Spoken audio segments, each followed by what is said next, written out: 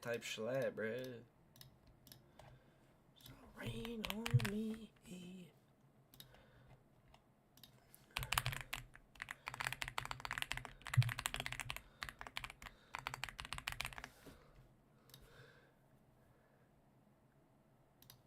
Journalist Zoe Tur, pilot and reporter who herself is transgender, and Ben Shapiro, senior editor, Breitbart News, author of Bullies. Ben, does she deserve this award? For what? For courageously coming forward, for having been an athlete of great prowess, and Fuck now no. fighting a new battle. What exactly is the battle? I mean, self-definition is what you do, and my baby's doing it 18 months old. I wasn't aware that you get a medal for it. To come out transgender is horribly difficult. It is the most difficult thing you can do. I've been overseas. I've flown helicopter missions, surveillance missions, shot, stabbed. Being brave is being yourself, and being transgender is about the bravest thing you can do. How? Does she deserve the award? Yes. Why are we mainstreaming delusion? It's not delusion. Why would you call it delusion? Because Bruce Caitlyn Jenner, I'll call him Caitlyn Jenner. No, because it's that's her. You're not being polite to the pronouns. Because disrespectful. Okay, forget about the disrespect. Facts don't care about your feelings. It turns out that every chromosome, every cell in Caitlyn Jenner's body is male with the exception of some of his sperm cells. It turns out that his brain structure is male. It turns out that he still has all of his male appendages. How he feels on the inside is irrelevant to the question of his biological sex. I don't agree with that. I'm not on that train. I'm not on that train. She wants to be called she. I'm going to call her she. I just have a problem with the message and the messenger. So well, let's. I'm going to do two things. I want to reiterate what It's not Zoe going in the said, which fucking is the lava. bifurcation of the courage to come forward after a lifetime as a male and a certain kind of a male, versus did she deserve this award? No. The awards. What are award ceremonies except an opportunity to catch some eyes? Especially the So, yeah. ESPN, well done, ABC. They did exactly what their job was, to attract eyes. They did it. That's what award ceremonies are for. But in terms of Dude, the this science fucking behind shitty gendered, thing that I made over here is you're very cool and all. So Very familiar. it's not about the low-key chromosomes. fucking useless. Excuse me, the chromosomes within We our both know nuclei. Yeah, go ahead. chromosomes don't necessarily mean you're male or female. Gender, With gender, gender of course. identity. Go ahead. No, so Especially, but even so, you have a thing like Klinefelter's syndrome. So you don't know what you're talking about. You're not educated on Would you genetics. like to discuss the genetics? Or well, no, what no. are your genetics? So let's stay away from the genetics and back to the brain scans. You cut that out now, or you'll go home in an ambulance. Yeah, that seems mildly inappropriate for a political discussion. No, I know. Well, but wait. To be fair, but to be fair, you're actually being Hey guys, You're no, and that's not fair. I'm sorry, it's not rude to say that someone who's biologically a called me male sir. is a male. You just Someone called me who's sir. biologically male is a male. But Mr. Shapiro, you knew very well that saying that to Zoe would be egregiously It's insulting. not a matter of insulting or inflammatory. It It's is. a fact. No, well, You're a male. sir, Dr. Drew is a male. Sir, you're right. Hey, on paper, what is a fact is a fact, and I can't deny that. But you knew that going in that saying that to Zoe would be aggressively insulting. It's a matter of aggressively insulting. It is. Grow the fuck up. Discussion is whether we are embracing mental illness and delusion as a society. That's the entire discussion. But that Ben Shapiro is editor-at-large at Breitbart.com and the author of Bullies, How a Left's Culture of Fear and Intimidation Silences Americans. So why am I off the rails, Mr. Shapiro?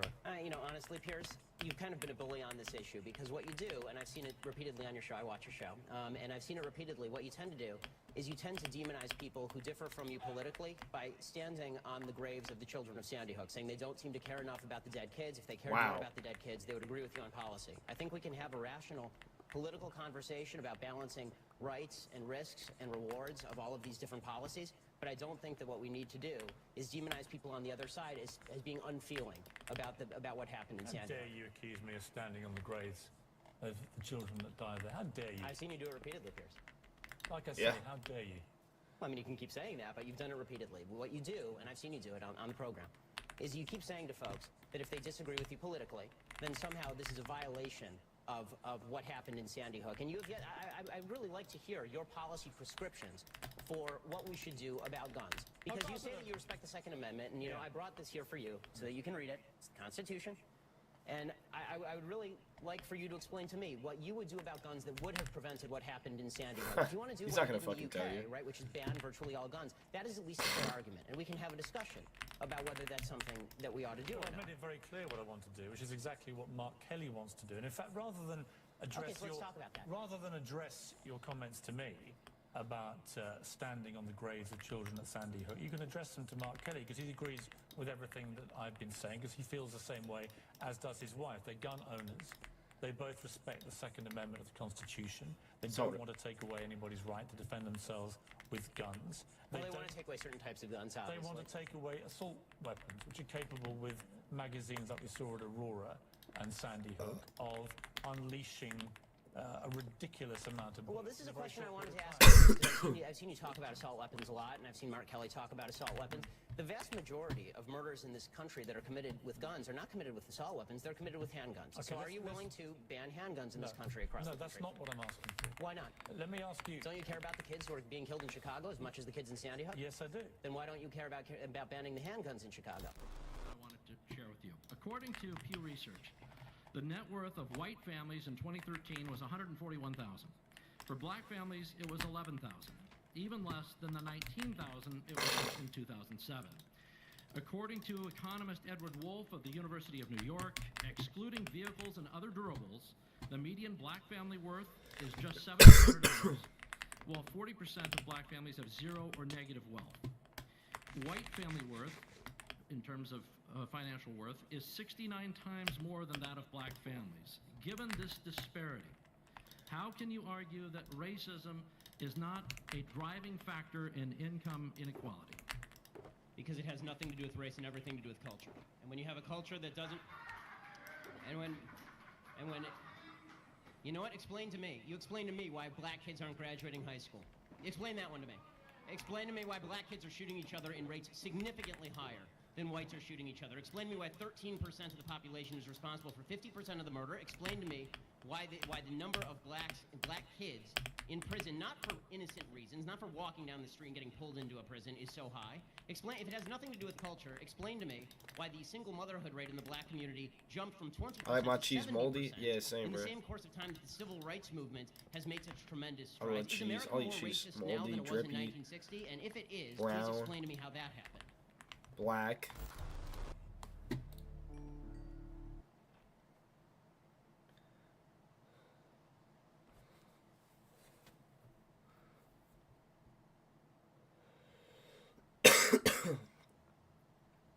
And then I'll touch. What? What the flip? I fucking hate this guy. I need to see this though. Oh, Ben Shapiro goes against him. Oh yeah, he gets a chance. Nope, he doesn't get a chance because this guy never lets him fucking talk. Or anybody else.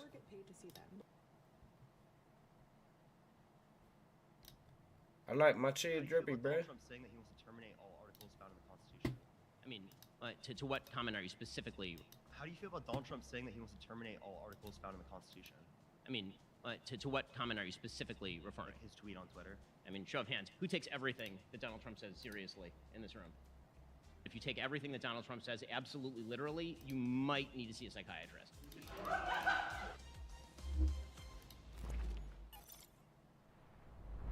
Kamala Harris is a threat to the institutions of our republic.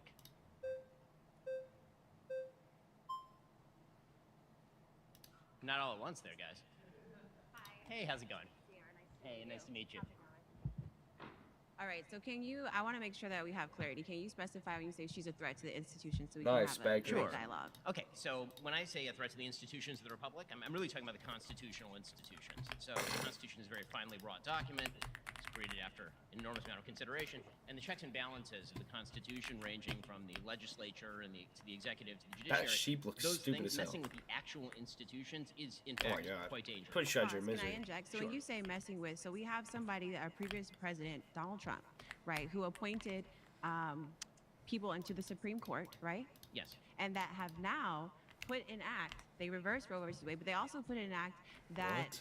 a president can, under official acts, has immunity, legal immunity. So you don't think that messing with the three branches of governments that are official checks and balances in this country, what is basic paramount of the Constitution, which keeps it intact? So as a constitutional lawyer, that's a fundamental mischaracterization of the Supreme Court decision. So the Supreme Court decision that you're referring to actually sets up a variety of Damn it, dude, why does it not let me sleep? official actions by the president. There are unofficial actions by the president of the United States. If the president You're not down with 3 until you're down with 3, sued bro. for murdering somebody, for example, that would be outside the realm Oh, of it's official daytime. acts What of the the hell? president of the United States. Then there are official acts of the president of the United Okay. States, which would be, for example, the president of the United States signs a tariff or executive order. Understood. And then there's sort of the middle ground. The middle ground sets up the presumption that the president may have official action. It can be overcome Okay. by showing a cost to the actual cost of the system. That's what the Supreme Court decision says. So mischaracterizing it as President Trump could, for example, drone his opponents, that's not something that even Democrats believe. If Joe Biden believed that, presumably he would have tried to drone Donald Trump already. He doesn't like him very much. Okay, so let me thank you for that. So we don't have a lot of time, so I want to respond, all right? Sure. So let's move to something that actually happens. We're not talking in hypotheticals.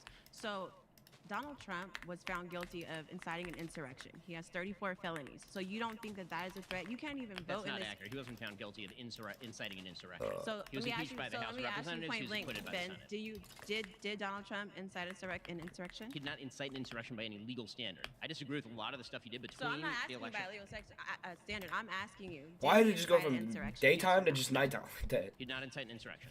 Inciting usually requires you have to actually provoke the violence with intent to provoke the violence, not say peacefully protest So at here's the House of so you know Representatives, this for as an example. attorney, right? Intent, Yes. right? Because you can have manslaughter and you can have murder. One's intent, one's not, but you still killed somebody, right? Incitement so, is an intent crime. You cannot incite without intent. On a, Okay, on a legal basis. let's go here as a teacher because I have a lot of history context and as somebody that works in criminal justice reform. So he has 34 felonies, correct? I mean, he's not been convicted. I mean, if you're talking about the New York case, you're talking about the New York case. I'm talking about the 34 felonies 34 that he has felonies. on his. He's a convicted felon, yes or no? Because I want to make sure if we're talking, Yes, if we're saying that we're lawyers, we got to sit here and. I'm so sorry you've been voted out by the majority. Please All right. return to your seat. That was fun. Thank you anyway.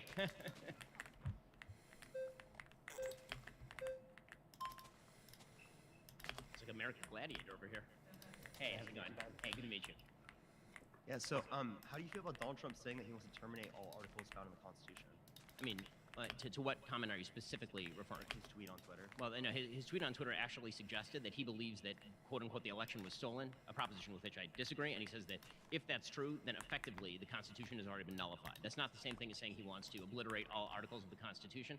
I would also say that many of the things that Donald Trump says, I mean, show of hands, who takes everything that Donald Trump says seriously in this room? Really? All of you guys take everything he says seriously? He was indeed the president, and I would also recommend that if you take everything that Donald Trump says absolutely literally, you might need to see a psychiatrist. Donald Trump does not take even Donald Trump does not take everything he says seriously. There's no, in any case, go ahead. Does he believe he won the 2020 election? I think he does believe that he won the 2020 So election. then it would be, under his view, it is true. Therefore, it is the case that he does want to terminate the articles found in the Constitution. So Whether how or do you not he feel about wants to terminate, he does not have the capacity to do so. One of the things that when we talk about dangers to the institutions that are public is not just an intent issue. So what I've talked about with regard to President Trump is that many of the things that President Trump has done are kind of dumb ways of trying to violate the articles of the Constitution, for example, and they tend to be struck down by the courts or nullified by, for example, the Senate of the United States, which certified the vote, for example, in 2020. What the Biden administration has done, what Kamala Harris does, is expand the scope of executive power in unprecedented and much more subtle ways that threaten the viability of those institutions. So, for example, using OSHA in order to cram down a vaccine mandate on 80 million Americans, for example, or when Kamala Harris talks about how she wants to get rid of the filibuster and thus stack the Supreme Court with a series of justices or increase the number of justices on the Supreme Court, which is an actual thing that she could do. The Republicans in the Senate, for example, have not said that they wish to get rid of the filibuster. Those are the kinds of threats to the institutions that I find significantly more credible than Donald Trump. I was just going right through me. He would like to make himself whatever he would like to make himself. So wanting to terminate the Constitution, sending false slates of voters to Electoral College to cast Trump votes in 7 key states, even though he didn't win the election, those things aren't a threat to the public institutions that we have, especially when he gets a vice president that said he wouldn't.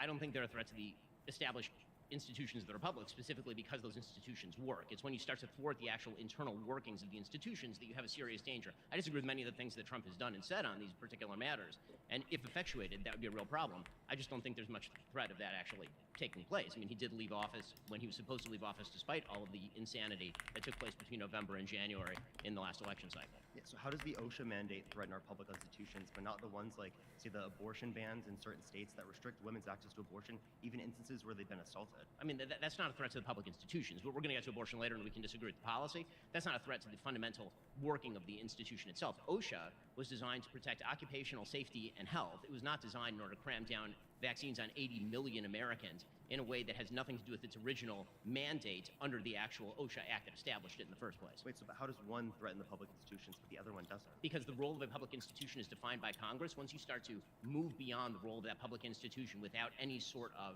permission from Congress, that threatens the checks and balances as to how government works. Did he get permission from Congress to send false states of electors to Electoral College? No, which is why they were rejected by Congress. Okay, but they were rejected because of it not having sufficient basis to overturn the election, him not having sufficient basis to say that he won. Correct, trying and especially because failing, he was trying to send people to the Capitol specifically to get them to pause the proceedings, specifically to certify the election results. Well, he said peacefully protest outside the Capitol, and we can get into, he said fight like hell. He sent the people there. Fight like hell is I'm not is a saying term of he was art, trying to but get them to be violent. What I'm saying is it was to pause the proceedings, specifically of certifying election results. So you can't tell me that it's not a threat to our public institutions from specifically to try to limit them from certifying the election results, and for him to try to get his vice president to not certify the election results, and to put himself into the Constitution by saying we should terminate the Constitution, like the articles found in the Okay, Constitution. but the public institutions actually worked. The checks and balances worked. He tried many things, as you stated, and But isn't all that of a them, threat to them? all of them were stopped. But that's a threat to them, correct? I mean, he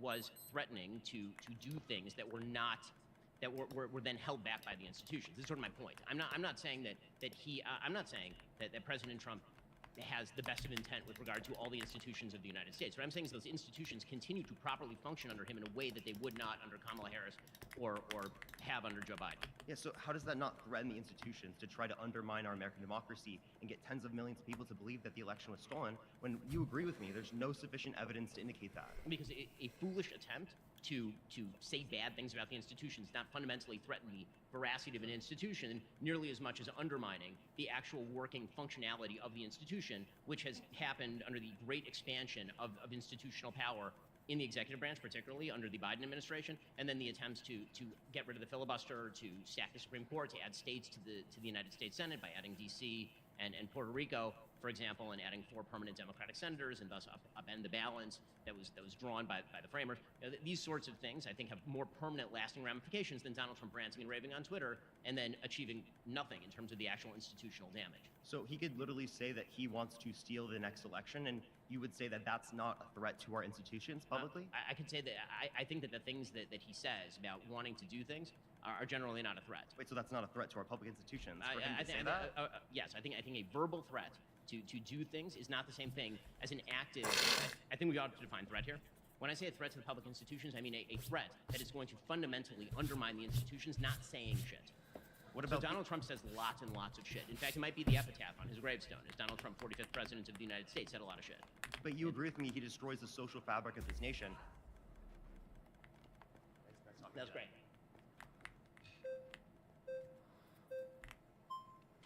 Oh, you got it. Wow. Well Eddie done. boy, great to meet you. Really Good to meet you excited as well. So it's interesting to me that you're saying the Occupational Safety and Hazard Administration shouldn't have the credence to protect the safety of occupations. Like, to me, that's something that's really silly. Can I ask a quick question just to clarify where we are on this Sure. issue? Do you think that vaccines are effective? I think that it depends on the vaccine, but I am generally very pro-vaccine. Okay, so why would you say that this is a government mandate when we're saying that when you're within a certain space, specifically in a closed space in a worldwide pandemic, that this administration shouldn't have the credence or the authority to make sure that people are protected? So from that? the Occupational Safety and Health Administration was set up by the OSHA Act. The OSHA Act was never held to apply to anything vaccine-related. It was just not. Why should vaccines be an exception? I mean, if that protects people in a worldwide pandemic. It's not about exceptions. It's about what exactly their actual creation mandate is to do. I mean, if you want to make the case that there ought to be work mandates for vaccines, then you ought to make that case to Congress, and then Congress ought to actually pass a law saying that sort of thing. They weren't going to do that, and so the Biden administration, which literally said it did not have the authority to do this under OSHA, then attempted to use OSHA to do it, and the court struck it down. But we could talk about the legality and how we can actually get something through the proper chambers. You're comparing that executive act by Biden to Donald Trump trying to overthrow democracy. I mean, I'm actually not making that comparison. You're making that comparison. The comparison that I'm making is You're saying that I'm saying that Joe Biden is being tyrannical in his move in to his use of protect power. people. In his use of power. And, Yes. and how is that anywhere comparable to Donald Trump saying that the election was stolen or rigged against him? Because let me ask you this. How did the actual institutions of the government change in response to Donald Trump saying that thing?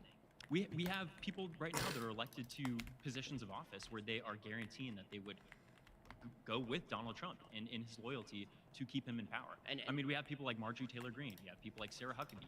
We have people like even J.D. Vance, who's new vice presidential nominee. These are all people that have said that they would have challenged the results of that election, something that you and I both agree shouldn't have been challenged. I mean, I agree that the results of the election should not have been challenged once you had state-certified electors. Also, it happens to be that in every single election cycle, there are people who actually vote not to vote in favor of the state-certified elections. And this happened, for example, in 2016 with Jamie Raskin, the congressman from Maryland, who also challenged the slates of electors. Well, we could move from January 6th. What do you think about Donald Trump wanting to change civil servants to political appointees? I mean, don't you think that's a complete violation of our institutions? Not at all. In fact, in what way?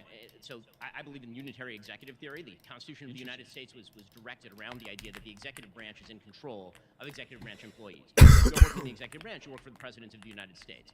Who else do you work for? They're not independent agencies or independent of the oversight of the President of the United States. So you don't think that there should be a seamless transition regardless of what regime is changed every 4 or 8 years, instead of having it just be completely loyalist to the president that he can do at his whim? I do not believe that there is a fourth branch of the government called the administrative state. It's not a fourth branch of the government. It's helping the transition of the regime change. Do you think that there's any sort of efficacy that's happened in a democracy that continues to change every 4 years without people that are experts at what it is that they're handling? Well, I mean, like we're talking about national parks. These aren't just like executive cabinet members or secretaries of these particular executive administrations. These are people that are helping the upkeep of important institutions. Right, so we're talking about Donald Trump wants to remove. Well, we're talking about hiring and firing power. Who has the hiring and firing power over these people? Do they get to be permanent employees of the federal government, unanswerable to the person who they work for? That's what we're talking about here. This should be within the branch itself that have people that, again, allow that seamless. So you're saying it's a fourth branch of government that was never contemplated by Congress? It's not a fourth branch of government. It is if they can't be fired by the executive. The executive shouldn't have just unilateral control on just firing somebody because they're not agreeing with their particular agenda. That's what checks and balances are. No, and these are the institutions that he's trying to erode. I mean, that's not a check or a balance. I mean, a check and a balance would be that if the president, for example, fires somebody unjustifiably, then Congress has impeachment power over the president of the United States. The idea that there's a check within the executive branch against the head of the executive branch defeats the purpose of having a separate executive branch. Somebody like Anthony Fauci, appointed by Ronald Reagan, is somebody that's helped oversee pandemic response through multiple presidential administrations. I mean, we can get to whether we think Anthony Fauci did a good or a bad job. All right, well, I'm glad you disagree with Ronald Reagan and his choices. Well, I mean, he could have done a good job under Ronald Reagan and done an incredibly poor job during COVID, which I think is probably the case. Thanks, Ben. Hey, thanks so much. Talked in. Fuck. Not what I wanted to do. Damn it. Oh my goodness, they just fought to the fucking death. Just let me cook for like 3 minutes and I'll let you come up. Thank you, man. Hey man, nice to meet you. Hey, good to meet you. You guys were talking about civil service protections and the idea of like a fourth broke branch of government. Yes. So I want to lay out a case for you and why I think that Schedule F, which is what Trump implemented towards the end of his first term, could be used to, what you were saying, erode our institutions in this country. So at the end of Trump's first term, after he lost the election, he was putting a lot of pressure on his Attorney General, Bill Barr, to claim the election was fraudulent, even though Bill Barr said that's not the case. I'm not going to do that. Bill Barr ends up resigning, and then he replaces him with an acting Attorney General, Jeff Rosen. Jeff Rosen also refuses to do that. And then he finds this guy named Jeffrey Clark in the Department of Justice, who basically says, if you make me the Attorney General, I'll send a letter to swing states falsely claiming fraud and sort of pressure them to send electors for you instead. The only reason Trump wasn't able to pull that off is because we had senior DOJ officials threaten to resign. And if Trump can replace those types of senior DOJ officials in a second term and circumvent Senate confirmation processes by having acting appointments, then that gives him a lot of free reign he shouldn't have without the check of Senate confirmation, for example, which is a check on the executive branch. We don't agree with one what he more thing. did, dude. When you talk about things like what OSHA, we don't agree with correct that. me if I'm wrong, but did that end up going through or no? I know, because we sued them. Right, so it was unconstitutional, right? It was found unconstitutional, Sure. yes. So the issue here is there's an interview J.D. Vance did, I think in 2018 or 2019 when he was a senator, and he basically said if I was giving Donald Trump one piece of advice, I would tell him to fire every single civil servant in the administrative state, and then I would tell him if the Supreme Court stops him that he should defy the Supreme Court. So that is the vice presidential nominee of a major political party explicitly saying that he wants to create a constitutional crisis where the president of the United States has unilateral control over the executive branch, which is what enforces decisions, and then he's going to disregard their decisions when it comes to appointing people. So, I mean, I would agree that the Supreme Court of the United States does have the provenance of deciding these particular issues, and I disagree with JD if that's something that JD said, which I assume he did, since you're saying that. So when it comes to the sort of idea that you can just go right through all of the employees and fire everybody and you'll just have acting attorney generals bullshit. forever. There will be no impeachment power on behalf of Congress, and that he'll send a letter to the states, and then you'd have to assume that all the states would then go along with this. You're assuming that every single part of every single branch of the government goes along with all of this. Every single Republican, which so far we've seen that they go along with anything he does most of the time. I mean, No. that certainly is not true. Yes, I mean, yeah, election exactly. was actually Thank you. certified by Mitch McConnell in the Senate, Sure, right? Mitch The Senate McConnell is a majority. very different type of Republican than like this new brand Republican, Matt Gaetz, Marjorie Taylor Greene, even J.D. Vance. Matt Gaetz and Marjorie Taylor Greene represent a fairly small percentage of the Republican Party. Right, but with Trump as the nominee of the Republican Party, it's a totally different story, the types of Republicans he's going to be bringing into power. And you also talked earlier about the Can I ask you Sure, a question? So, if you don't believe that the President of the United States has the summary ability to fire the employees who are existing within the executive branch, who does get to fire those people? And what is a fireable offense? And why should it be, let's say Donald Trump comes in, let's say he does all of this, he puts in a bunch of his own employees. Should the next Democratic president have no ability to get rid of those people? So I actually agree with the argument that we have a lot of inefficiency in our executive branch and we need a better method to remove inefficient bureaucrats and people that aren't working in accordance with what the institutions are supposed to do. But I think there needs to be safeguards in place so that the president isn't making those types of appointments on the basis of his own personal interest. Fuck, I forgot I Because made if it. the president has pardoning power and he has now presidential immunity and he has the ability to pick and choose who's in the executive branch and he has the ability to disregard Supreme Court decisions, at that point you can call it a democracy, but effectively it's authoritarianism. So right? It's like the Viktor Orban model, which I saw your interview with him and he randomly started praising Viktor Orban. I don't want to see that kind of leadership in the United States. So, I mean, listen, I would actually very much agree with the idea of paring dramatically back the powers of the executive branch, and Congress should seize back its power in a wide variety of ways. The question right now, I think, is who is more likely to actually expand the powers of the executive branch at the expense of Congress. And if you look at the expansion of executive power under, for example, Joe Biden, who has attempted to, say, relieve all student loan debt in the United States without any permission from a court, and then when the Supreme Court actually said you're not allowed to do that, he said, I found a way to go around that and try to do that again. There's a clever, I would say that, let's put it this way, I think that Joe Biden and Kamala Harris are much cleverer about the ways they expand executive power than Donald Trump, who's a blunderbuss when it comes to his attempts to expand when you executive talk power. about the student loan thing, again, this is an example of Biden trying to do something, the court saying you can't do it, him saying, okay, I won't do it that way, I'll do it a different way. And if that way was found to be unconstitutional, the Supreme Court would strike that down as well, and I would want him to oblige with that. The issue with Trump is, again, But then he's trying to actually, get rid of the filibuster and then add justices to the Supreme Court in response. the filibuster is like it's something that can change. It's not necessarily like part of our institutions in the same way that our checks and balances are like a bedrock part of our institutions. And I want to talk about this idea of expanding executive power. If J.D. Vance is saying that Trump should disregard the Supreme Court, that is much worse than Biden implementing something and then Supreme Court saying stop and him saying, okay, I'll stop. Well, he didn't say, okay, I'll stop about the student loans. He actually He said, did it in a different way. Okay, He didn't do it doing it in in a different way is him saying, I'm not going to stop. He actually brags publicly in his speeches about not obeying the Supreme Court and trying to find a way to end around what exactly they That's told him kind not of the to do. purpose of the Supreme Court, is if the mechanism he's trying to use to implement his ideas is found to be unconstitutional, he won't do it that way, and he'll try to find a constitutional way to do it. If that's also unconstitutional, I have no problem with the Supreme Court stopping him. The issue here is that Biden actually listens to Supreme Court decisions. J.D. Vance has explicitly said, defy the Supreme Court, stand in front of the country like Andrew Jackson and say, the Supreme Court has made a verdict, now let them enforce it.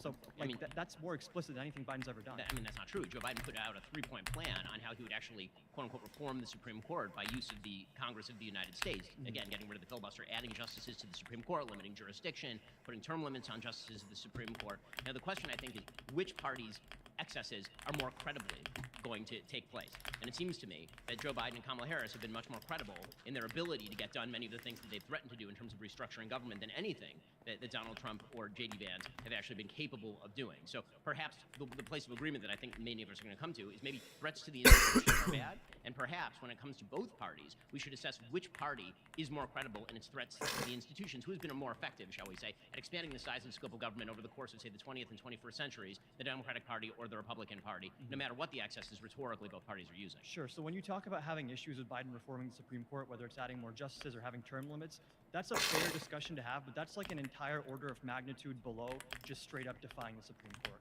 Like, you can say that's an issue, but it's just not on the same level of importance or severity as the chief executive saying, oh, Supreme Court said I can't do that? I'm just I mean, first of all, we do have a history in this country of that sort of thing happening. I mean, the tariff of nullifications in the 1830s with regard to Andrew Jackson, for example, and their tariff of abominations, rather. I'm sorry, this claim is Great meeting you, over. man. We're Great, thanks. out of Yeah. time. That was fun, guys.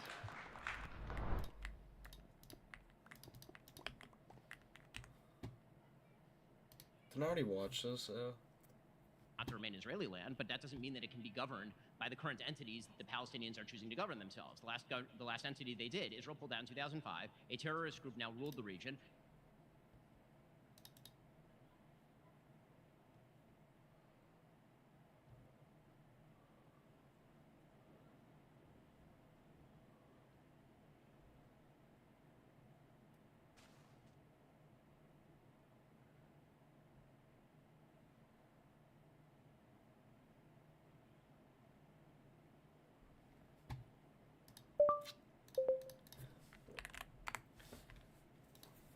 I love these Jubilee things.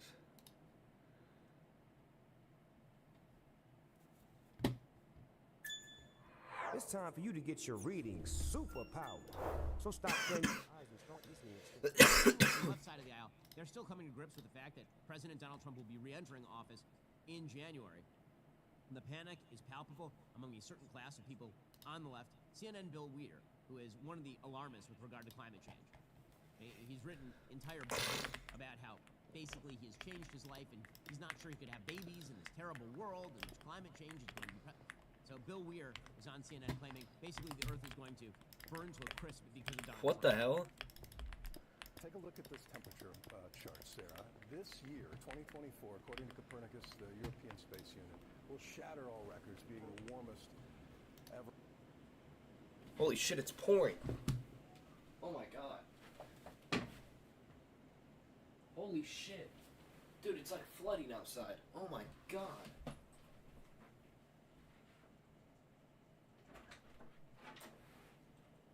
Come on. Have you seen outside? Yeah, that's crazy. These streets are flooded. No, like actually. Look at the street. That's like a good 2 inches tall of rain.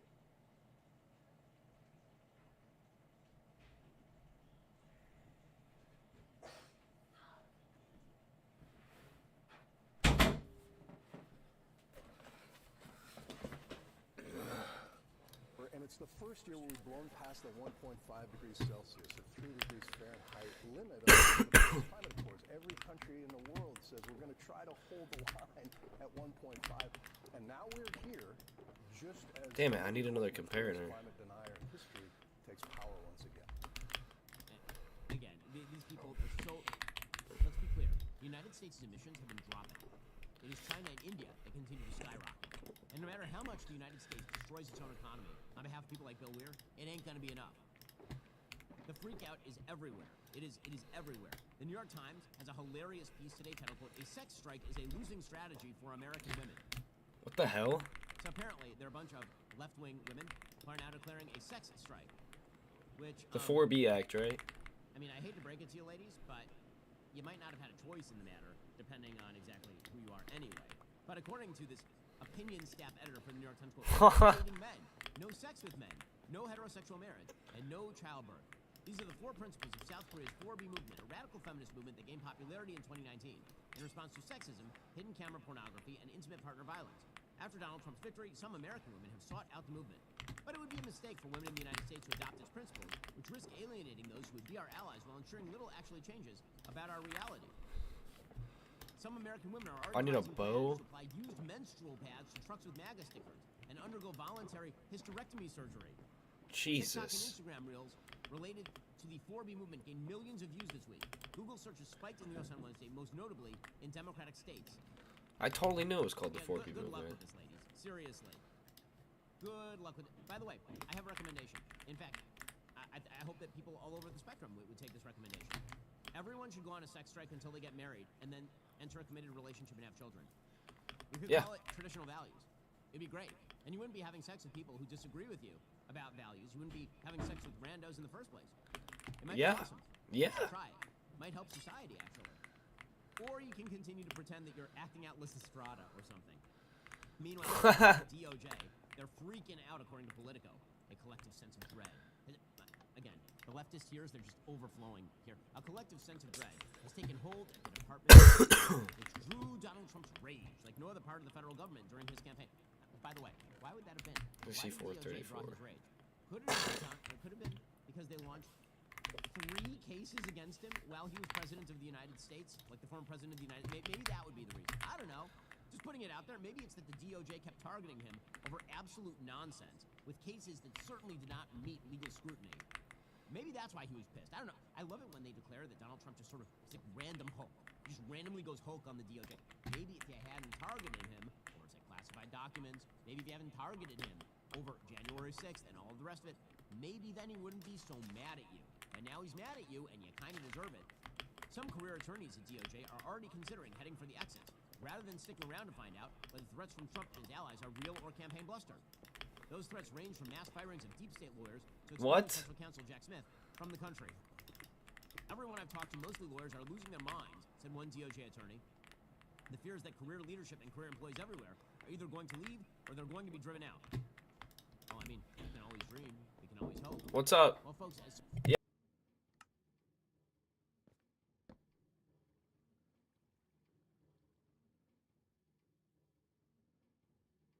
social unrest escalates and crime rates climb, securing the safety of your family is more crucial than ever. I'm about as pro-Second Amendment as it gets. The thought of using lethal force, not ideal for everybody. That's why you need to check out Berna. Listen, I want my family protected.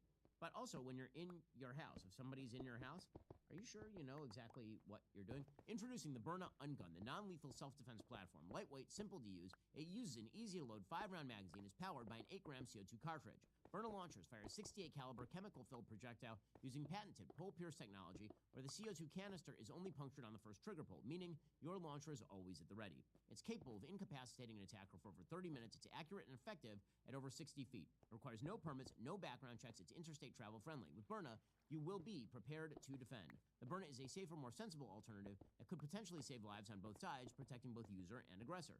Thanks to Berna for sponsoring this video. If you haven't yet, go check out last week's episode of Ben After Dark over at Daily Wire Plus, brought to you by our friends over at Berna. Again, go check them out right now. That's BYRNA. So again, it is amazing to watch people freak out. Like, they're basically saying our ability to watchdog the person we work for is going to be hampered if he comes into office. So there's a lot of speculation about who precisely is going to be heading up the DOJ, who will be the Attorney General pick. Remember, this is a Senate-approved position. It is worth noting at this point, by the way, that in the Senate, because Republicans are likely to end with 53 votes in the Senate, there are 3 senators in particular who may not greenlight everything that Trump does in terms of cabinet picks. Right? You do have Susan Collins up in Maine, you do have Lisa Murkowski out in Alaska, and you still have Senator Mitt Romney in Utah. That takes the Republican majority down to 50. So all you have to do is peel off one more, and suddenly Trump doesn't have the votes to necessarily confirm his nominees. So, you know, this is a major issue, and it does depend who Trump nominates. With all of that said, do I think that Donald Trump is going to select somebody for AG who's going to, like, expel Jack Smith from the country? No, I really don't. All of this hysteria is so overwrought. It really is. And we got a lot of this pre-election. People saying, well, now that Donald Trump has alienated all of his former staff and colleagues, it'll only be the dregs who will staff up. That's not what I'm seeing. Tom Homan doesn't look like the dregs to me. Neither does Elise Stefanik. In fact, the vast majority of people who are being mentioned for the Trump administration look like pretty good folks to me, actually. Meanwhile, the other aspect of hysteria is denial. It's fun to watch Democrats just deny what's going on all around them. Nancy Pelosi is still blaming Joe Biden. Of course she's blaming Joe Biden for Kamala Harris's loss. She can't blame herself. She's the one who ousted Joe Biden in favor of Kamala Harris, who then proceeded to lose to Donald Trump. Here's Nancy Pelosi over the weekend. The fact is, she did a great job with the time constraint that she had. Had the president gotten out sooner, there may have been other candidates in the race. Kamala, I think, still would have won, but she may have been stronger, having taken her case to the public sooner. Should there have been an open primary, though? Well, see, we thought that there would be, the anticipation was that if the president were to step aside, that there would be an open primary. And as I say, Kamala I think she would have done well in that and been stronger going forward. But we don't know that. That didn't happen. We live with what happened.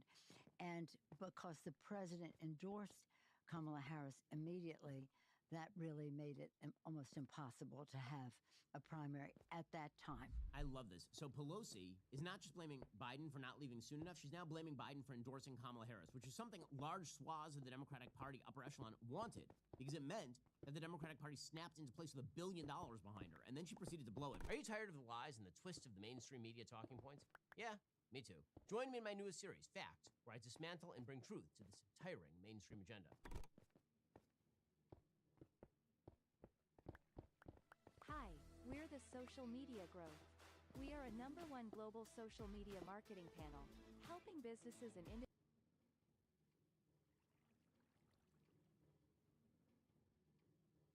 A late-breaking scandal. The Daily Wire is reporting. Leif LeMahieu is the reporter on this. This is a huge story. The entire mainstream media picked up on it and then basically plagiarized the story. This originally came from Leif over at Daily Wire. He says, quote, a federal disaster relief official ordered workers to bypass the homes of Donald Trump's supporters as they surveyed damage caused by Hurricane Milton in Florida, according to internal correspondence obtained by the Daily Wire and confirmed by multiple federal employees. Now, let me just repeat that again. FEMA officials told workers not to help people who had Donald Trump signs on their front lawn, basically, if their homes were damaged by Hurricane Milton in Florida. A FEMA supervisor told workers in a message to, quote, avoid homes advertising Trump as they canvassed Lake Placid, Florida to identify residents who could qualify for federal aid. That supervisor's name is Marnie Washington. The supervisor relayed this message both verbally and in a group chat used by the relief team, multiple government employees told the Daily Wire. Apparently, the government employees told Daily Wire at least 20 homes with Trump signs or flags were skipped from the end of October and into November due to the guidance, meaning they were not given the opportunity to qualify for FEMA assistance. Images shared with the Daily Wire show houses were skipped over by workers who wrote in the government system messages such as, Trump sign, no entry, per leadership. That's absurd, insane, and un-American. That's crazy. First of all, you're in the state of Florida. An awful lot of people here voted for Donald Trump. An awful lot of people here like Donald Trump. Trump flags are everywhere. I live down here, okay? Trump, this is Trump country. You know what I'm talking about, MAGA country? Florida is MAGA country. So the fact that FEMA officials were telling their lower downs to avoid going to houses with, say, a Trump sign or a Trump flag to allow people to apply for FEMA aid if their home had been damaged is the most un-American trash I've heard of in recent memory. According to the Daily Wire, it is unclear whether the same guidance was issued elsewhere in the country. The employees were part of a Department of Homeland Security surge capacity force team, meaning they volunteered from other DHS agencies to help an understaffed FEMA as it dealt with the second major hurricane in a span of just a few weeks. One of the employees said, quote, I know they're short-staffed. I thought we could go help and make a difference. When we got there, we were told to discriminate against people. It's almost unbelievable to think somebody in the federal government would think that's okay. The employee said, quote, I volunteered to help disaster victims, not discriminate against them. It didn't matter if people were black, white, Hispanic, for Trump, for Harris. Everyone deserves the same amount of help. Now, again, this also came amidst complaints about the response to Hurricane Helene in rural areas across the country, in Tennessee, in North Carolina. According to the Daily Wire, the FEMA agents ordered not to help houses with Trump signs were operating in Highlands County, a deep red area located in south central Florida that backed Trump 70-30 on Tuesday. It was hit with tornadoes, torrential wind, and rain and flooding when Hurricane Milton hit back in October. In the chat, this particular FEMA employee said it would be, quote, best practice to avoid homes advertising Trump. No explanation was given for the guidance. That also included recommendations like telling workers to, quote, practice de-escalation and preventative measures and to avoid high-salt diets and coffee. Let's talk about something that affects all of us who are responsible, hard-working Americans. Taxes. The October 15th deadline has passed. Are you prepared for what's coming? Do you owe back taxes? Are your tax returns still unfiled? Did you miss the deadline to file for an extension? Well, now that October 15th is behind us, the IRS may be ramping up enforcement. Let me tell you, they're not playing around. You could face wage garnishments, frozen bank accounts, even property seizures if you haven't taken action yet. But here's the good news. There is still hope. Tax Network USA has been in the game for years. They know exactly how to navigate the complex world of tax law. They've helped taxpayers save over $1 billion in tax debt. They filed over 10,000 tax returns. That's billion with a B, folks. They specialize in helping hardworking Americans like you reduce their tax burden. So don't let the IRS catch you off guard. Get ahead of this right now with Tax Network USA. Their team of professionals will work tirelessly to protect your assets and find the best solution for your unique situation. Here's what you need to do. For a complimentary consultation, call today 1-800-958-1000 or visit their website at tnusa.com/Shapiro. That's 1-800-958-1000 or visit tnusa.com/Shapiro today. Don't let the IRS take advantage of you. Get the help you need with Tax Network USA.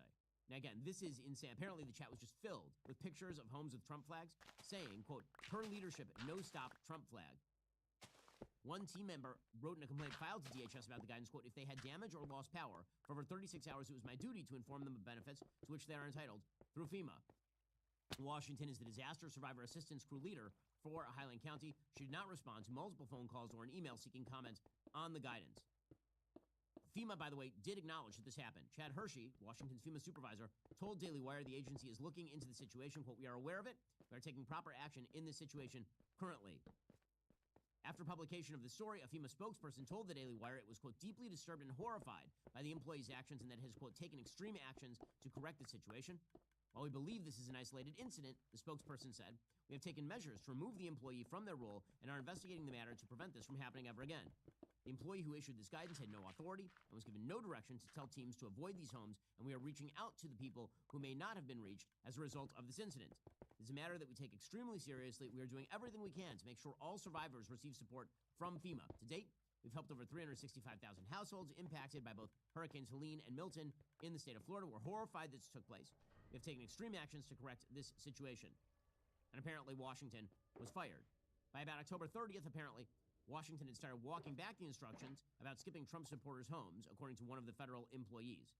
The relief worker said Washington denied homes were being skipped after a meeting with other FEMA administrators. So this person also lied about all this. Totally insane story. Here, for example, is one hurricane worker named Adam Smith blasting the culture of fears in South.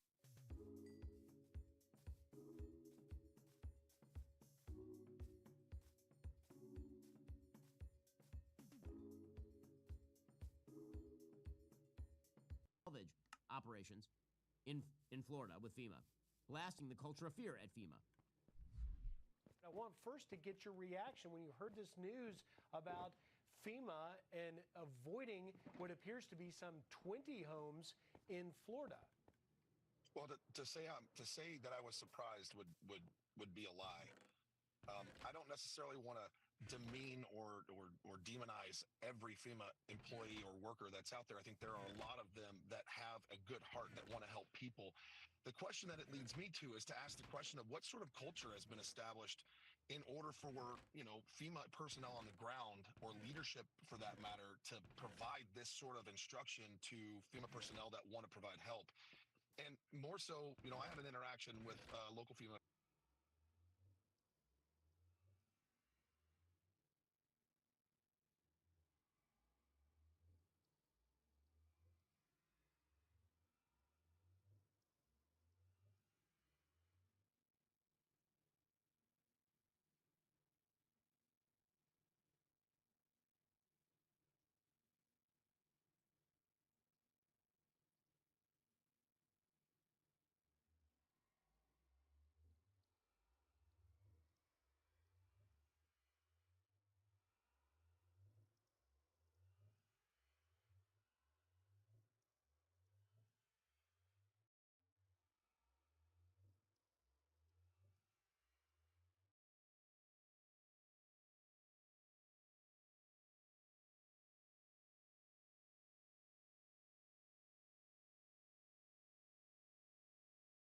Why is my mic still muted, bro?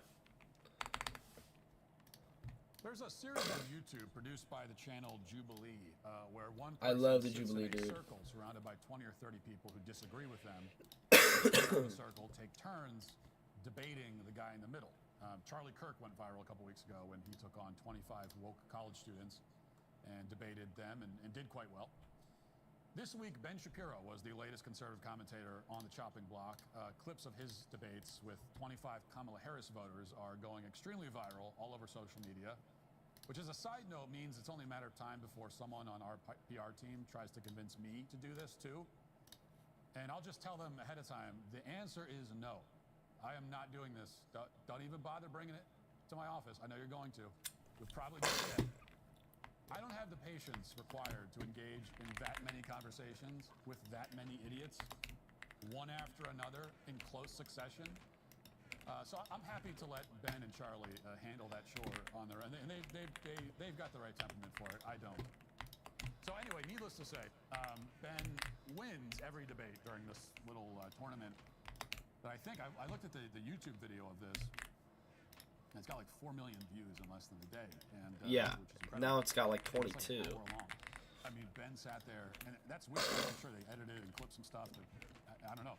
But sitting there for an hour, just one of these people, one after another with these morons, I cannot imagine. That's hell. It is hell. Now, there are two clips in particular that I want to focus on today from this. And the first is a young woman who tries to challenge Ben on the topic of abortion. This clip is it's a little bit long. It's about two and a half minutes. But I think it's worth watching the whole thing, or most of it. Here it is. Hey, we need a skeleton farm bed. Hello, nice to meet you. Oh wow, you look better in person. Okay, so. Yeah, she was fucking. I think it's worth watching the whole thing, or most of it. Who tries to challenge Ben on the topic of abortion. This clip is it's a little bit long. It's about Gosh, 2 dude, minutes. no way he's talking about this. This is the one that pissed me off. I think it's worth watching the whole thing, or most of it. Here it is. Hi, how are you? Hello, nice to meet you. Oh wow, you look better in person. Okay, so. Very sweet of you. I don't often get that, so thank Okay, you. it's fine. But yeah, how do you define abortion really quickly? Abortion would be the forcible termination of an unborn human life. You did not just hit How do you 1K. hold that definition? Like, would you not assume like something like a C-section would be considered an abortion? This guy's No, because lying. the baby is born alive. Oh, you did! Why Hey, wait, how? I've never seen your YouTube. That's literally the definition of abortion. I've never. Where are you getting this definition from? How? Where are you getting your definition? What did you make a video on? Do you like to get like Mayo Clinic, like any fucking. Okay, what the hell, bro? What is this? A C-section. What is this, bro? Right, but I know. but abortion, both I and all three of my siblings were born via generally. C-section.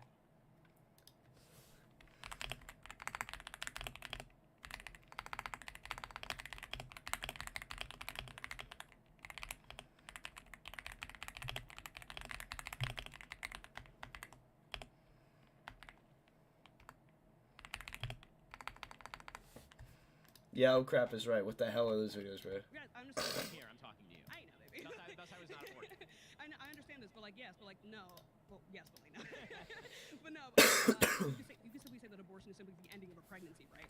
So the ending of a pregnancy outside of the natural birth of a fetus. So I don't see that. I don't see why you would. Hold on, I need to rewind that. Yes, but like no. But no. You can simply say that abortion is simply the ending of a pregnancy, right? So the ending of a pregnancy outside of the Abortion is the ending of a pregnancy. Not necessarily. You still have to go. natural birth of a fetus. So I don't see why you would say that like it would have to end in the death of a fetus, which is why I'm pro-abortion on 9 months, right? Because say if a woman What the hell? Pro-abortion on 9 months is absolutely disgusting. not able to pass a fetus. Oh my god. We can have these other abortion processes that would say like, okay, like she needs some type of induction that does. Dude, no. No. No. Expulsion of a fetus. At 9 months, the baby is fucking basically born. Like, it's already out of the mother at that point, bro. It can live outside the mother very easily, obviously. 9 months? 9 months! I just don't understand how you're removing the death of the fetus from the equation about abortion. That's literally the entire moral issue. You and I would not even be arguing if we were talking about C-sections or about natural birth. But it seems like at its core, though, we disagree on what the inherent definition of Okay, abortion then is. you could leave away. We could very easily solve this. Let's just not talk about the word abortion. Let's talk about the forcible termination of a baby. Okay, so then what do you value in the fetus then? The life of the fetus. Fetus, Okay, yes. so then when is you said it begins at conception? Yes. And why is that? Because that is literally the biological definition of when an independent life Yes, begins. but like, why does it have moral value? It has moral Why value. does a It's literally fetus biological have moral value? definition of when a human life begins. Right. Are but, you- like, why does that have moral value though? Okay, why does any life have moral value? I would value sentience. But why? Right, because Based on what? this is simply what we value, like you and I value. Like, Fucking it's disgusting. like a Absolutely disgusting. I mean, the question is whether it's Absolutely okay to disgusting. brain pitch. Actually, quite a controversial one in sort of religious circles. Mhm. But as far as why, I'm just wondering if Oh my if somebody's God, in a coma dude. and you know Ugh. they're going to wake up, do you have the right to unplug them? coma's How not can you brain think death, like we know that that? there's future sentience there. Like it would be like a matter of like a You concept don't of, like past know future, like that I'm sorry, there's- past present or future sentience. But like a person in a coma has. I agree, some and future sentience. guess what? Fetuses also have guaranteed future sentience. Well, no. Exactly. You're only valuing one half of the conjunct. That's What? not- Right, so it would be past, present, or Now you're future. changing the topic. I mean, we started with what's the value of the fetus. Thank you so much. Thanks, bye. Yeah, she fucking. Oh my god. Dude, that's It's actually more disgusting. challenging than you think to debate Fuck, someone dude. who is Oh that my fundamentally God, wrong about bro. everything. I think people make the mistake when you watch something like that and you go, I can do that. That woman's a moron. It's so hard not to just fucking.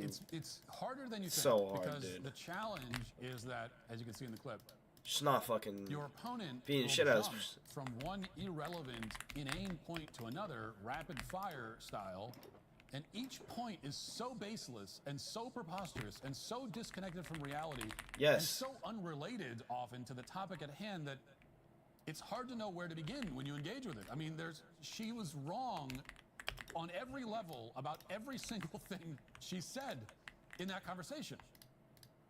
And, you know, just as you start engaging with one wrong thing, she's hopped off that lily pad and on to the next one. So it's a bit like trying to wrestle, you know, metaphorically, a giant slug. The slug is so ungainly and big. Oh my and god, slimy he used a that it's giant just slug. difficult to pin down. Because You're probably it's not a gonna lose fat the girl. match to the slug, It's but funny, it's just, you don't know. There's nothing to grip onto here, and that's the position that Ben was in during that 2.5-minute exchange. He did a remarkably good job given those challenges. But what you really see in that clip is the fundamental moral and scientific confusion that lies at the root of leftism.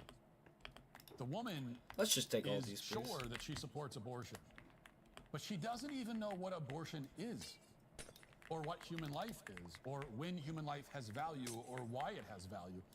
She has a position on abortion, but not on any of the individual points that should inform her position on abortion. Exactly, You and know, that's what pissed me off. It made no sense. Logically speaking, if you have a position on something like abortion, then that should be built on top of a bunch of other positions that lie underneath it that lead you to supporting abortion. But what you find with Abortion these can be people is that when you supported. look deeper, There's all of the points underneath. bro, support abortion, but doesn't know what it is. the larger Exactly, point, they exactly. have no clue. They don't even know. They have no idea. This is a woman so helplessly confused that she has gone Yes, through I life love this guy, thinking that dude. a C-section is the same thing as an abortion. Are you fucking kidding This me? is a dangerous level of confusion and ignorance. 100%. But confusion and ignorance don't have to be dangerous. You know, if you're confused and ignorant and aware fucking that you're talk. confused and ignorant, then best to that keep could your be thoughts the to starting yourself. point on a journey towards greater knowledge and understanding. The problem is that the leftists sitting around that circle are confused and ignorant, and at the same time, arrogantly self-assured. These are people volunteering to debate Ben Shapiro, one of the best rhetoricians in the country, who's like, this is what he does. I mean, rapid-fire debates with a bunch of people. That's like, this This is his stuff. And This you're is he does it for a volunteering for that? living. despite having no grasp on any of the topics that are going to be discussed. Yep. It's Fucking just a lethal stupid. mixture of ignorance and arrogance. On the plus side, it does make for some funny viral videos. Yes, it does. On the negative side, it's completely destroying our country and civilization. So, you know, Yeah, those two there's things, that I don't know if too. they balance out or not. And that brings us finally to this clip, which is has all of the problems of the last one, but is somehow even worse. Fuck. Oh, I've seen this. Oh, dude, this guy pissed me off. So, basically, Matt Walsh is going over Ben Shapiro's debate on Jubilee with 25 other Democrats, and obviously they all disagree with him. Ben Shapiro's a very, very smart, intelligent guy. He's a Republican, and he knows a lot about the shit he's talking about. He fact-checks everything. Jubilee fact-checks everything. That's the name of the YouTube channel. Anyways, this guy is apparently a transgender, right? Fucking delusional. We'll call him a delusional. He says, I don't know. But basically, he's just very disrespectful and rude to Ben Shapiro. At the end, he doesn't even shake his hand like they're supposed to. He calls him a dick. Not cool, right?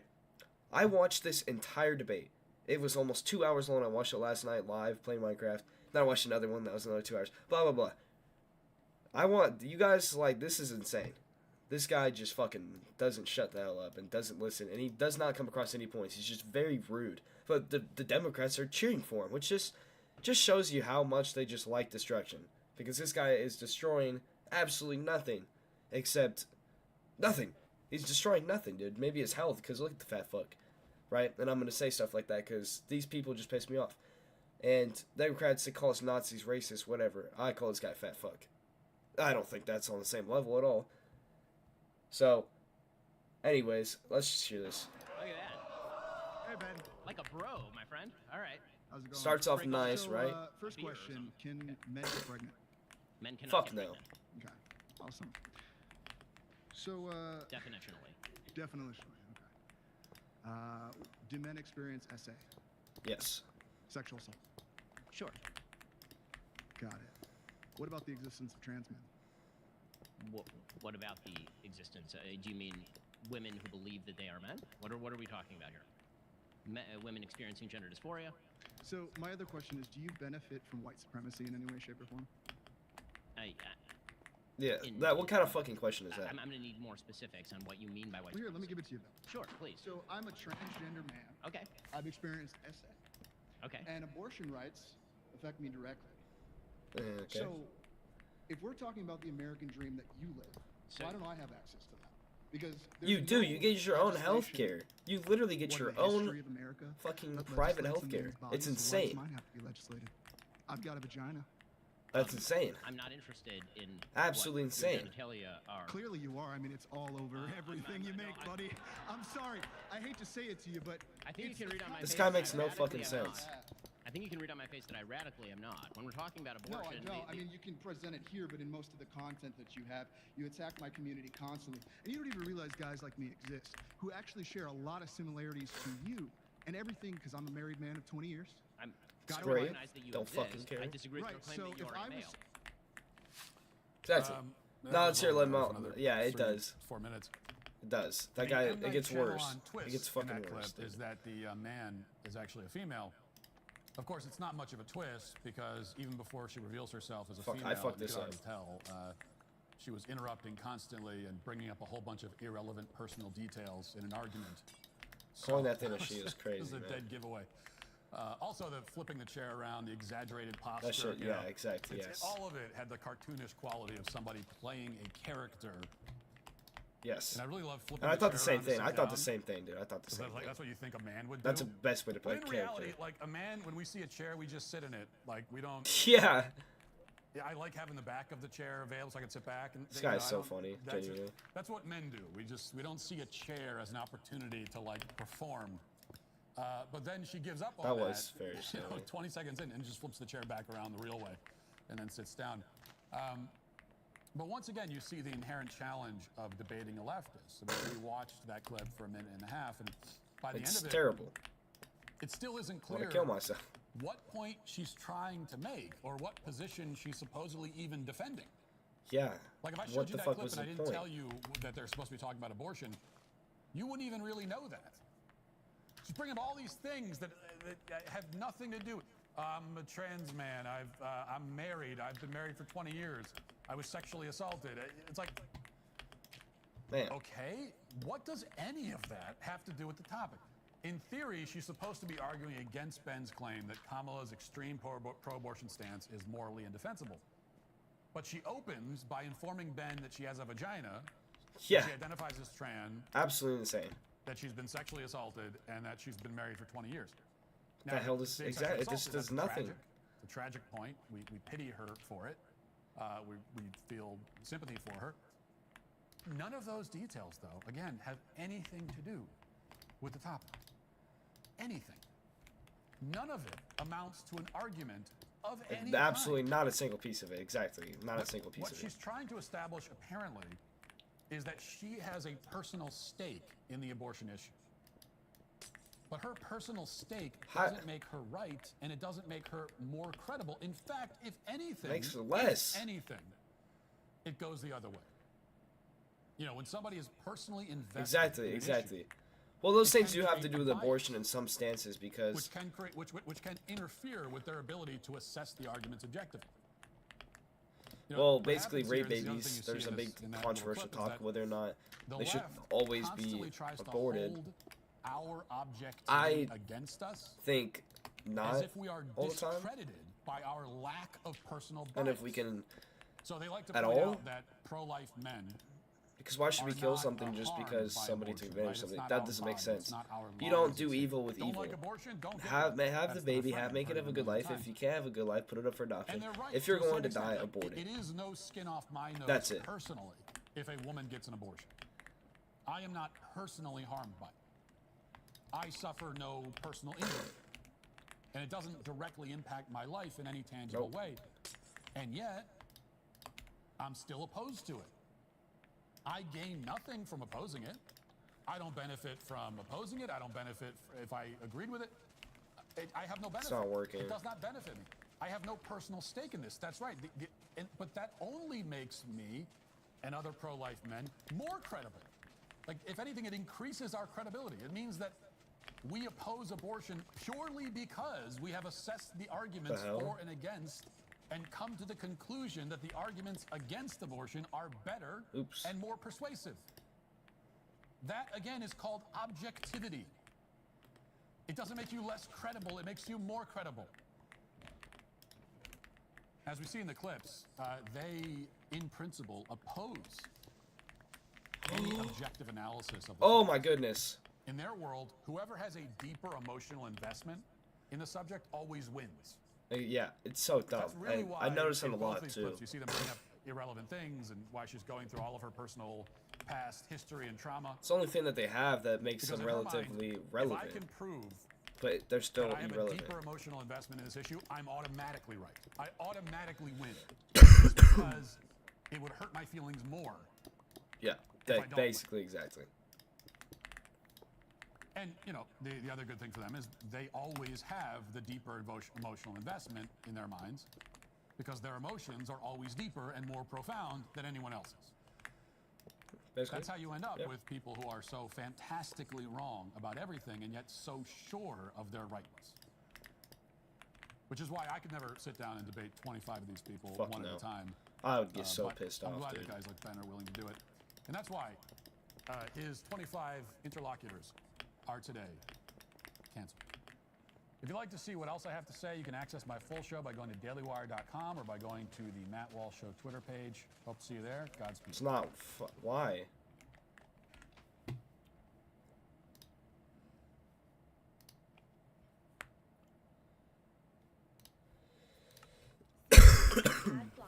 Cutting family ties.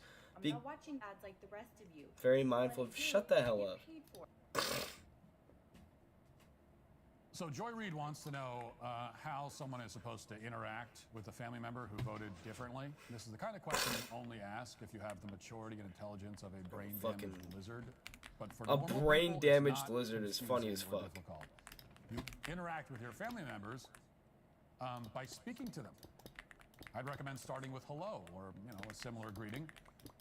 If you Seems want to fair. avoid talking politics with them, that's fine. I personally enjoy debating politics with my family, although we agree on the fundamentals. I don't have any Kamala voters in my family. But, you know, if you don't want to debate it, you don't have to. Your family is still your family. Exactly. But that's not what this Yale psychiatrist says. According to her, your family is only your family if they agree with you politically. This is the kind of insight we can expect from Ivy League mental That's why health it's not experts. working. She is recommending isolation, alienation, and the severing of support systems. Okay, that's what a psychiatrist is recommending to people who are already obviously mentally unstable. Which is like a cardiologist advising someone to elevate their cholesterol levels to like 300. I mean, it's the opposite of what you're supposed to be telling people to do, obviously. Yeah. And if you're wondering why I'm extremely skeptical of the psychiatry profession, well, this woman is exhibit 1 million, approximately. A lot of people seem to have taken her advice, however. Here's a guy on TikTok giving his followers some self-care tips in the wake of the election results. Well, good afternoon, you beautiful. Just a reminder that. Beautiful what? Well, good afternoon, you beautiful. Oh, it's just a reminder cussed. that going no contact with somebody or people, family members, So we're just- friends, because they voted for Trump and against your rights and your freedoms, in my opinion, is one of the ultimate forms of self-care. What? That's about it. Like, This guy's a bitch. if someone wants you to have less rights and freedoms, then how the f is that? How is that person your So family is this member just like not or gonna a work? friend? Why would you want to spend Thanksgiving with them?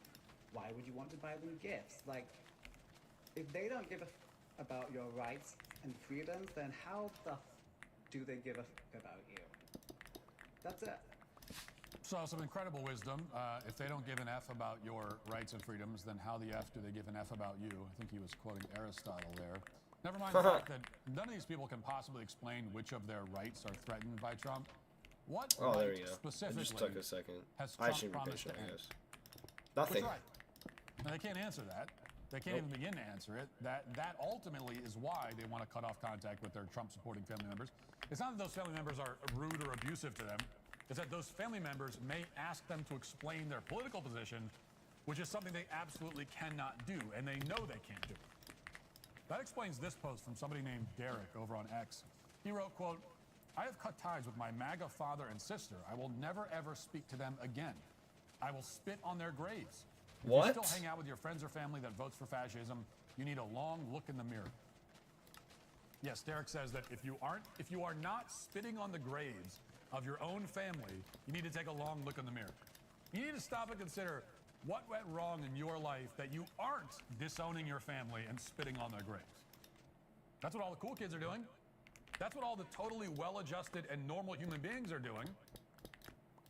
I think the point has been made, but I will only reiterate that Derek here cannot explain how Trump is a fascist or what fascism is. Nope, they never can. Why he's opposed to it, whatever it is. He has no clue. And he certainly doesn't want to be asked that question at Thanksgiving. He'd rather betray his own blood, stab them in the back, than have his own intellectual vacuousness exposed. Unfortunately for Derek, a little too late for that. We haven't even gotten to the worst example yet. Here's a Kamala voter attacking her own children for disagreeing with her dumb political views. Why is it not Here's working? a problem that I have dealing with my MAGA sons. They get very, very offended if I say that I think that they are ignorant to some things because of their support for this rapist and felon. Rapist. I think it's funny when people blur that word But out. here's the thing. Is it like I have not? two Is it not allowed? choices when I try to understand why they This would is the whitest woman I think I've support ever seen in my life. an abhorrent human that goes against every value I try to instill in them. Here's my two choices. I can believe that you are ignorant, or I can believe that you are evil. Ignorant is the kinder choice. So just to review, this horrific witch of a woman decided to make a TikTok video publicly accusing her own sons of either being ignorant or evil because they voted for someone she doesn't like. And Yep. what are they ignorant of? What information do you have, lady, about Trump that they don't have? Can you enlighten them? Can you share these salient details with them? I'm sure you've tried, but the problem is that you believe a bunch of nonsense that you heard from MSNBC. And your sons are too respectful to inform you that you are a pretentious dimwit with your head stuck up your ass. Unfortunately, you aren't my mom, so I can say that to you. They won't say it, I'm guessing, because they care about their family, which is more than I can say about you. Ever feel like you're being watched on the internet? Unfortunately, you're not just being paranoid. You are indeed being monitored every single time you go online. Internet service providers can see every single website you visit. In the US, they're even allowed to sell your browsing history. And yes, that includes everything you do inside a so-called incognito tab. If you think that should be illegal, I agree with you. But until the law can be changed, you need to protect yourself. And the way I do it is with ExpressVPN, an easy-to-use app that encrypts, reroutes all my internet traffic through secure servers. Because I use ExpressVPN, my internet service provider can't see my browsing history. They've got nothing to sell because they've got nothing on me. ExpressVPN also hides my IP address, which is the number that identifies you on the internet. Because I hide my IP address with ExpressVPN, greedy data brokers can't use it to build a profile of me to sell off to marketers. My data is mine, and mine alone. I wouldn't call myself a tech expert, but I find ExpressVPN incredibly easy to use. I just tap one button to get connected, and they have apps for every device, phone, laptop, desktop, tablets, you name it. Not to mention, it's the #1 rated VPN by CNET, The Verge, and tons of other tech reviewers as well. So if you want to start taking your online privacy seriously, don't wait. Use my special This. link Why for don't I 3 just extra months of ExpressVPN do it like for this? free at expressvpn.com/election. That's expressvpn.com/election. Now let me end this with just one last thought for any leftist considering cutting off contact with family members who committed the sin of having a mind and opinions of their own.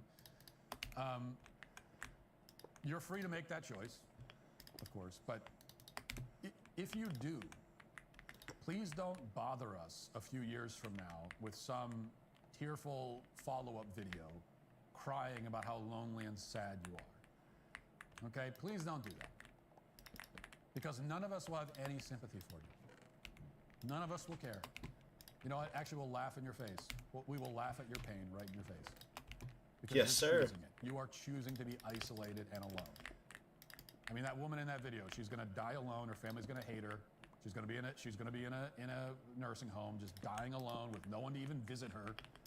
And if they do, they're going to do so begrudgingly. Begrudgingly. Because they don't want to spend any time with her. And she's going to be really sad about that. But you know what? I don't care. Your pain means nothing. Your pain means nothing. Yes, sir. You deserve it. To return from a theme from last week, that's justice. You deserve that. You are disowning and disavowing the only people who love and There we care go. about you. I wanted it to show up in real time, but it was Now, for taking most too of long to go people through the in these hoppers, videos so I and made most of less these hoppers. leftist types who would want to disown their families, like, the rest of us don't want to be around you or talk to you or even get to know you because you're incredibly unpleasant and insufferable. Yep. Going back to that woman in the video. Like, no other person in the world, I guarantee you, no one wants to be around that woman. She has no real friends. Either friends that she has hate her guts and talk about her behind her back. No one wants to be around a person like that. No way. You do have a family, though. And your family loves you anyway. Family comes first. It's politics, Right? bro. What the hell? If you push them away, It's bullshit. you'll be left with no one. You'll be miserable and alone and alienated from the only people who ever cared about you or wanted to be around you. I spent time making all you'll this, deserve it. and then I remembered that I could just make an automatic But hey, at sugarcane least farm. we'll I spent have 2 good days things making about all Trump. this. The Bill, state I impact also will redid have it a bunch of no times. impact on the world This used to outside all be of your own cobblestone. I life, made but it you will see have through because it made looks better. Even more miserable than it I had a already different design before, redid the is. design why you in will be creative, at and that then point, redid and it in are here. now already today. And yeah, it's fully Hey, automatic, YouTube, but thanks it for listening is to the show. slow. If you'd like access to my full show with no ads, you should go to dailywire.com and use promo code Wall Street. 2 months free on all annual plans. See you there. So let's be very Sorry, we need clear. more bone meal. Respectfully, are you a trans person? I'm not. So you're taking up a space where I believe a trans woman should be here talking to me, to be quite honest, because I feel like we as trans women need to be having these conversations with each other. You're taking up a space that should belong to a trans woman, and trans women are What kind of fucking argument is that? participating in it right now. Welcome to part 1 of the special episode of Middle Ground, which is also the biggest Middle Ground we've ever done. Hold on, I wasn't So done Jordan watching Reed Matt wants to Walsh. I don't want to go straight for him.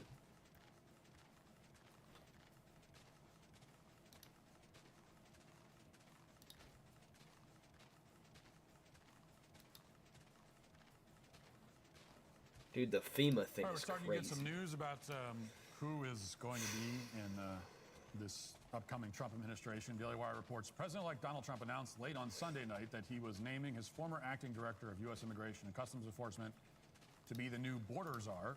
Hold on, I want to watch this video. There's dupes? Here are all the duplication glitches you have to know for Minecraft Bedrock Edition. Only need a chest and all the items you want. The chest duplication glitch, for which kinds of stackable and unstackable items, unfilled and filled shulker boxes even, so it is an every item duplication glitch that will only work in single player worlds. In order to do this, what you need to do is to place down your chest, and then you want to save and quit the game. Now you want to go in the world settings using the pencil icon. There you can duplicate the world. This is just for safety reasons, to not lose any items, because this sometimes, very rarely, is the case glitch. In order to do this, you want to put all the items in front of it and then force quit the game. Now on PC you can just add items that I want to progress. This is just a time indicator and it can vary from device to device, but more to this later. So now I have 12 blocks destroyed, close the game, and now let's go back into the world to see if it worked. As you can see, I have the items I wanted to duplicate in my inventory, and they're also... Oh shit.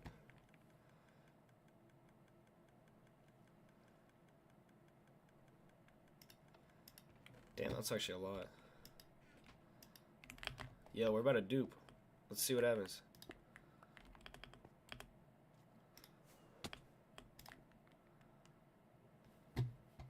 That fucking Thaney right there. He's about to come over to the dumbass creeper.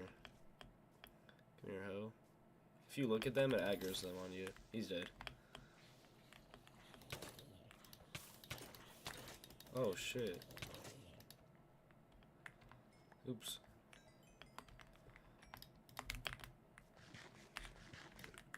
This donkey's funny. He's been here for a long time. Alright, let's see how this works.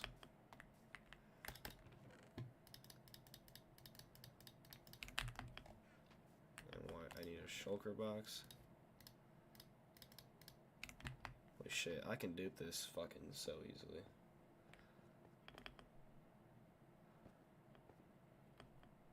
This isn't even cheating either, because I don't have to turn on cheats. You should patch the game, bro. Ain't my problem. Ain't my problem. What else do we want to dupe? Elytra? Holy shit. This is gonna be crazy, yo.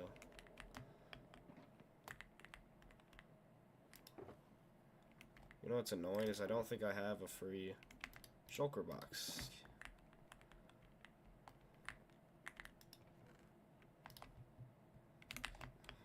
Alright, well, let's go check. Should have some shulker stuff here.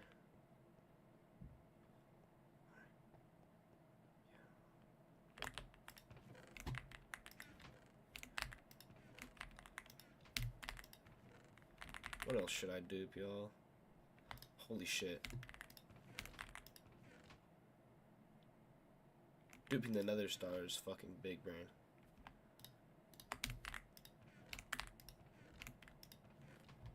So put all my shit in here.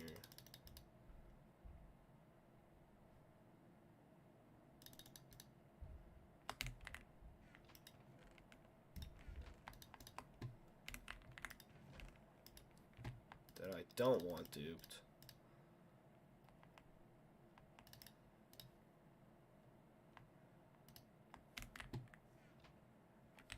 So let's hear how we did it again. Move about this, go back into this, sometimes go in the chest, and then you want to save and this. What you need to do is to place down your chest, and then you want to save and quit the game, because this sometimes, very rarely, is the case. Then we want to go back into the worlds, and now we can perform the duplication glitch. In order to do this, you want to put all the items you want to duplicate into the chest, and then remove about 12 blocks of grass in front of it, and then force quit the game. Now on PC, you can just push the red 8 chest and all the items you want. Easy with this easy chest duplicate. You can take all kinds of stackable and unstackable items, unfilled and filled shulker boxes even, so it isn't. Oh, it doesn't have to be anything. Every item duplication. Holy shit. That's fucking crazy. Give me my... Dude, what if they just patch it as soon as I'm about to do it? Hopefully it's not patched yet. Come on, come on. Where are my shulker things? Come on, come on, come on. Oh, you're shitting me. Oh. I want more. That's not all I want.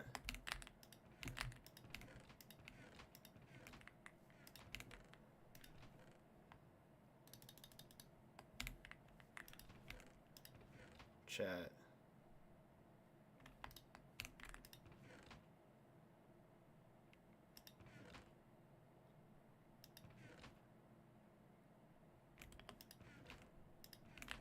Where are they at, yo? I'm stressing.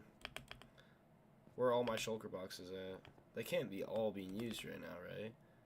No fucking way. I thought I had a lot more. Bullshit, man. But does that just mean that I can fucking dupe, like, literally whatever I want? So why is there a chainmail helmet in there? I don't think I did that. Probably did, because nobody else knows where that room is. Except me. And whoever's watching this right now. Dude, shulker boxes, man. Gotta be shitting me. Come on, man. Oh! How did I pass by that, y'all? There we go. Could it be any amount too that I want? Let's go back up. Oh, I didn't take the... That's alright.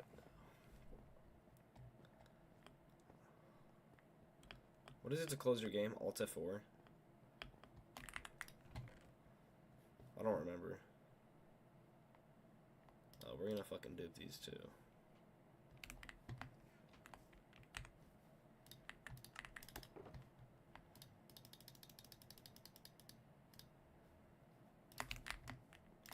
What am I doing? Just turn all of these into shulker boxes. Dude, I'm actually like, no fucking way this works, right? Right?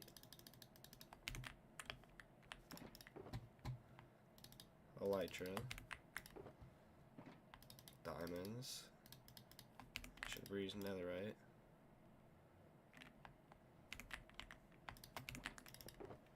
Star. Steak. But will only work in single-player worlds. In order to do this, what you need to do is to place down your chest, and then you want to save and quit the game. Now you want to go in the world settings using the pencil icon. Oh, yeah, I gotta create a dupe.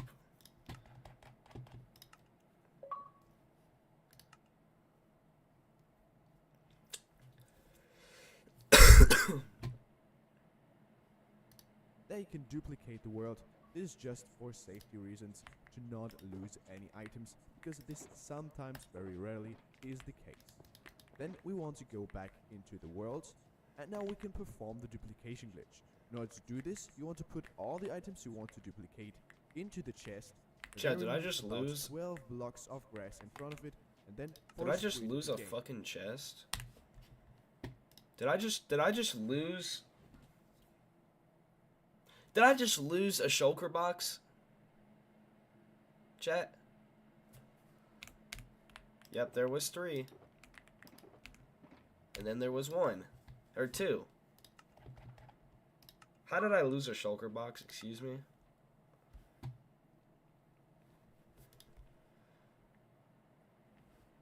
Then remove about 12 blocks of grass in front to duplicate into the chest. Then remove about 12 blocks of grass in front of it, and then force quit the game. Now on PC you can just push the red X in the corner. On console use the console menu and close the application, and on mobile MCPE you can just close the tab.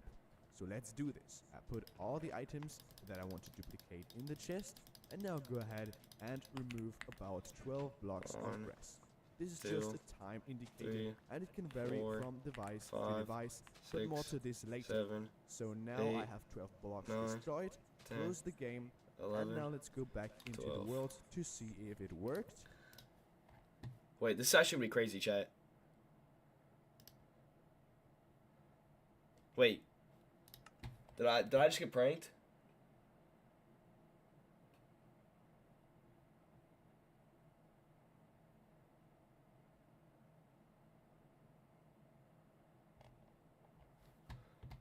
Alright. As you can see, I have the items I wanted to duplicate in my inventory, and they're also in the chest right here. Yo, chat. Chat, who thinks it's gonna work? Fuck. Oh, I lost the items. Oh, shit. That's why we made a duplicate anyways. Funny as hell. Alright. Wait, Punchy's World, delete that one, and then we want to dupe this one. We'll say a good couple times. So what are we at right now? We want to go to number 5. Let's try that again.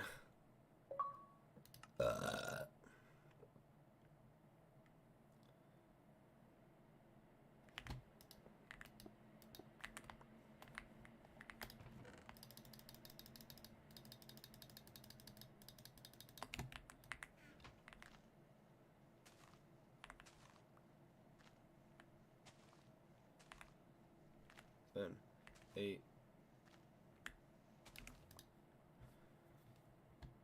Alright, let's try it again. Let's see if it works. This time for real. Y'all ready? Come on. Come on. my megabytes went up, which means that there's new stuff, which means that the dupe glitch should have worked, which means that this guy is in line, which means that I didn't lose my stuff. Oh my god! Yo, chat! Holy shit. There's no fucking way. So I lost the stuff over here. But I got... That's fucking crazy. Oh my goodness, dude. So I didn't get to dupe these specifically, but it duped everything else. So now let's try only the netherite, and like the stuff that we really want is like this stuff right here. That would be the stuff we really want. That's crazy, dude. Holy shit. I actually didn't think that would work. I thought I was just gonna keep losing my stuff, or it just wouldn't work. Holy shit, dude. That's insane. Hell yeah. Okay, so we should have all three. Now we need to try to, oh, we're gonna dupe the armor too, by the way. Except the helmet, I guess. Let's do the pickaxe another time as well. Oh, wait, that's... Oh, wait, we have the dupe of the pickaxe, so... Oh, wait. Oh, hold on, it's in here. Oopsies. Okay, let's do that. Oh, and let's just, might as well just do that too.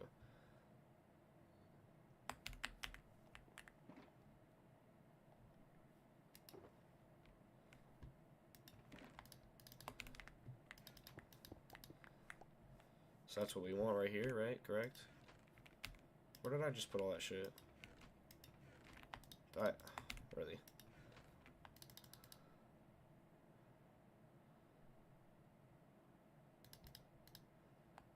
So we have 2 currently, right?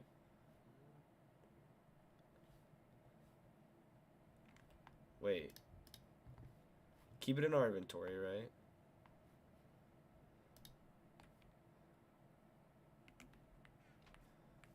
Alright, let's save and quit.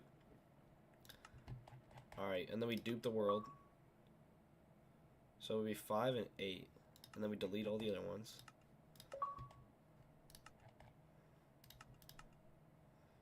I can't believe that just fucking worked. Holy shit. That's actually insane, dude. You guys understand? I'm about to dupe a nether star and get multiple beacons and netherite. And without cheating. Technically, I'm not cheating. I'm abusing a bug. And that's what a lot of the big hardcore YouTubers do to get like bedrock and stuff, is they abuse bugs.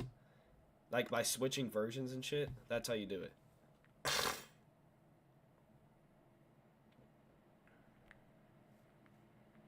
Ready, chat?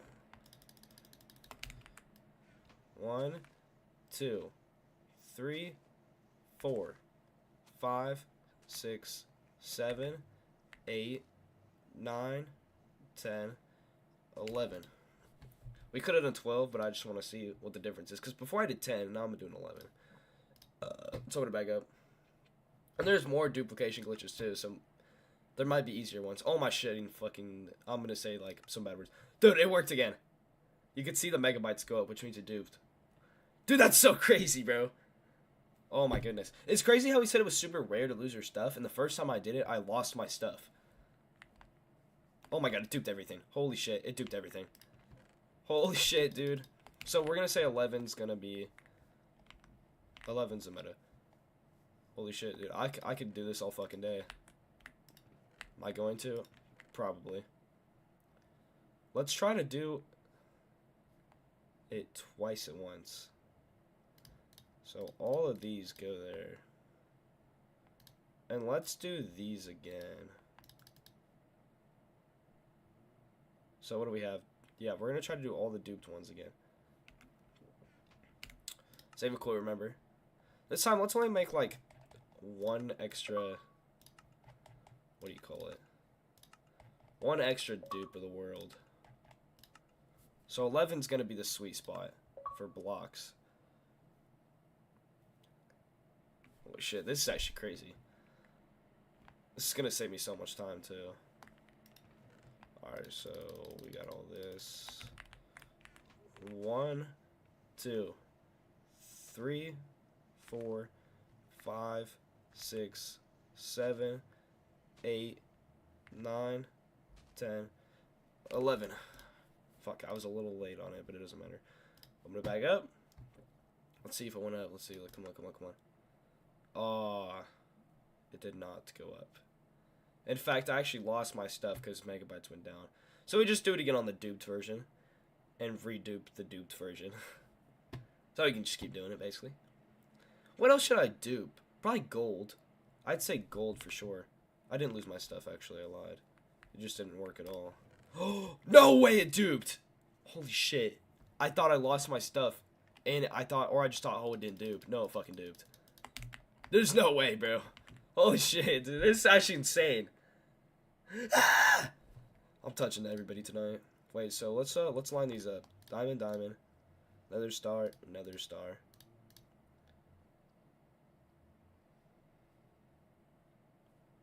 We could change this up now. We could probably just... Let's just do this. Watch, watch. We're going to make it more convenient. We're going to put them all in the same chest. Or the same shulker boxes, whatever. Oh, I forgot I duped my armor a bunch of times, too. Keep doing another so you can get over 100 stacks. Should I really? Should I do that? Well, the number doubles the more I do it. So I'm going to... That's what... 100%. Alright, dude, this is fucking crazy. Don't tell anybody I duped. Holy shit, I can't believe I have 2 nether stars like that. And I'm not using any cheats, like it doesn't... I have 3 nether stars, holy shit. I'm not using cheats, so cheats are not enabled in my world, obviously. You guys are watching me do this. Like, no shit, cheats aren't enabled.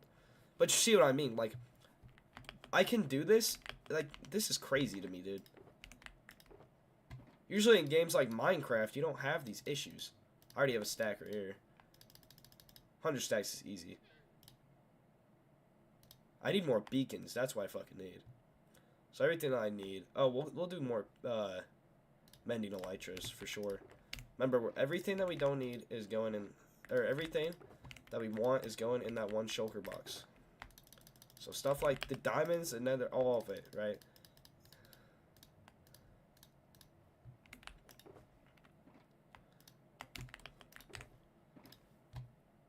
That's actually crazy, bro.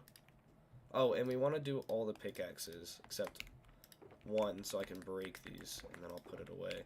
And then I'll redupe this world and delete the other one, blah, blah, blah, blah, blah. You get what's going on at this point. Holy shit, this is so cool, dude. I don't feel like a piece of shit either because, well, I'm not cheating. I'm actually doing it legit. And it does require some work. You guys can't lie. It kind of does. Because this does require some patience to just keep doing this over and over and over. Don't lie to me, guys. You guys know it does. Who wants to do this every fucking time, you know? I do. Obviously, most people will do it. But you get what I'm saying. You get the idea, basically. Of what I'm trying to convey here. Ooh, big word. Perfect. So, how many fucking things is this? Just put these in this one. That way we can only have 3. We take oh wait. 3. Take all these ones back. This chest is full basically, right? What do we have? 1, 2, 3. Boom. So everything else can just go in here.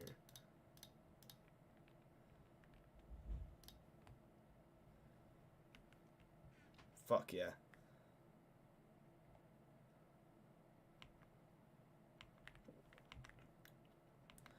Alright, we gotta dupe again.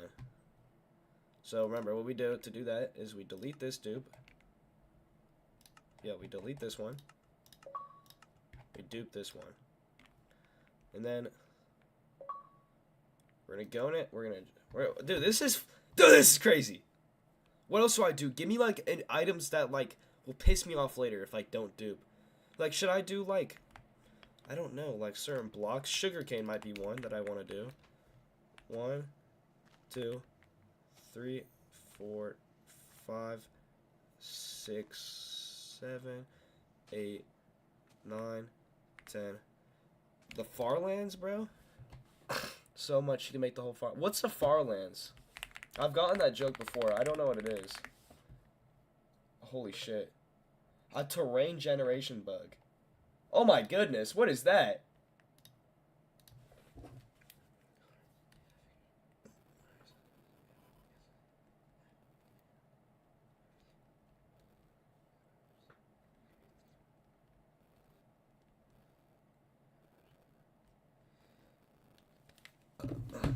All right, ready?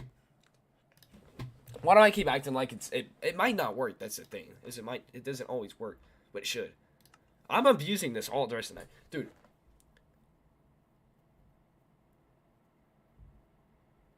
Y'all don't know me, son. All right, let's see if it worked. It fucking worked again. Oh wait, no, it didn't. I didn't see these that were mine. So what we gotta do is, since we didn't lose our items that time, but it just didn't work. It's because I messed up breaking the blocks. That's exactly what happened. I actually know what I did wrong there. I have to be precise with breaking the blocks so the perfect amount of time can go by and then I can reset. I don't know what it does. I think it's probably saving something. Whenever it does that. 1, 2, 3, 4, 5, 6, 7, 8, 9, 10, 11. That's so fast, dude. You have to travel in old versions. Oh, wow. That's insane. Is that 3 million or is that like, what is that number?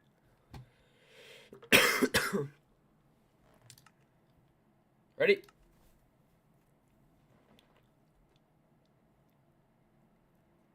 There's gotta be an important block that I don't have much of.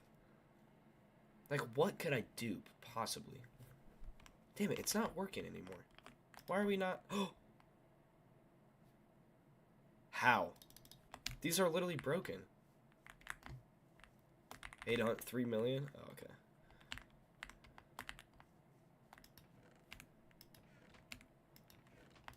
Alright, well, let's just put this all back, huh? Access to... Oh, wait, no. 8, 12. Did I mine 12 like that? Let's see. What can we possibly... Bad omen potions. Oh my goodness, why didn't I think of this before? Bad omen potions. Magma cream. Nether warts. Mending books. Not name tags. We got food already. Shit, dude. Bone meal, but we're out of bone meal. I should have done that before.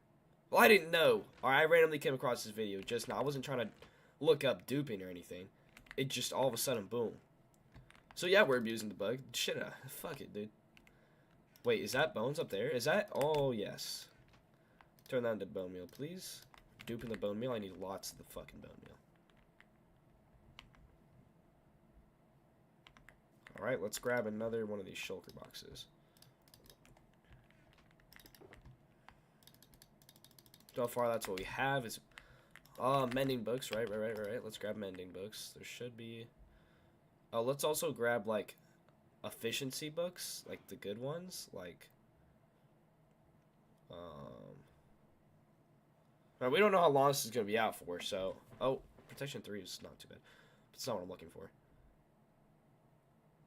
Why do I keep getting protection 3? Okay, we're looking for efficiency. Where... Did we use it all? Maybe I used it all. I know the mending books are downstairs. I don't know my lights are on me. It's okay. Holy shit, dude. Actually, like, this is making me very happy. What else could I need, man?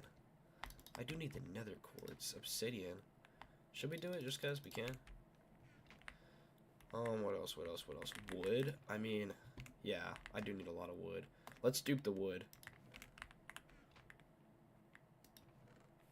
But what we're looking for is mending. Protection 4, we'll take that. So all the good books we're gonna take.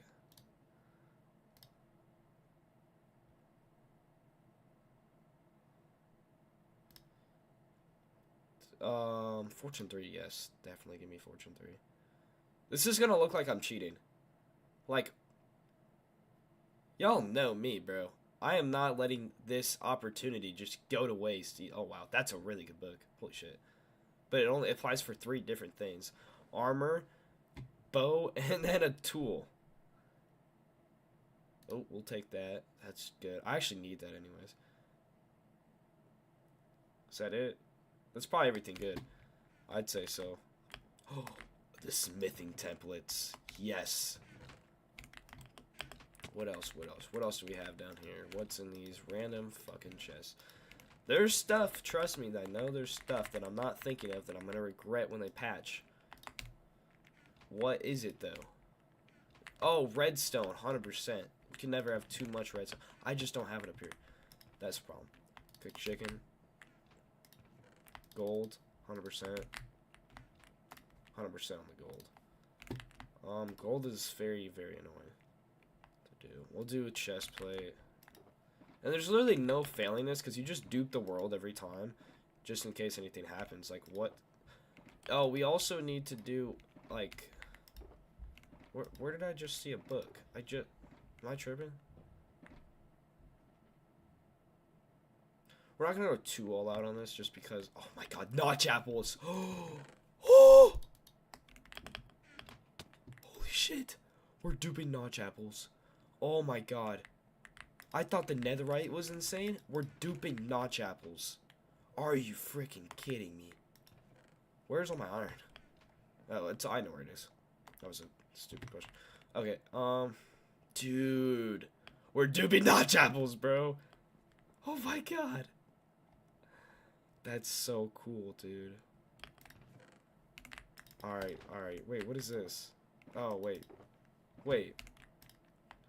Let's fill this one up. I'm gonna have like an inventory full of just duped stuff that I'm gonna keep reduping, basically. I can't even fucking break this. Let's just talk about it. Wait.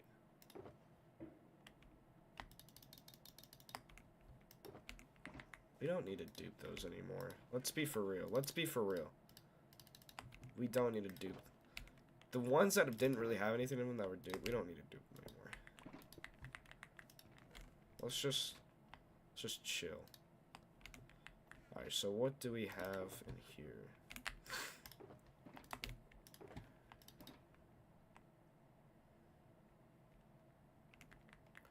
Oh, remember, we have to sort everything out, too.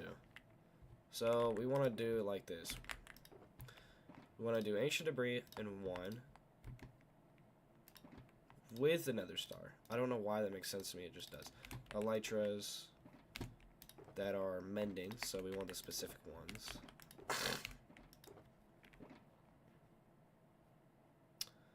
This goes in the netherite. This goes in elytra.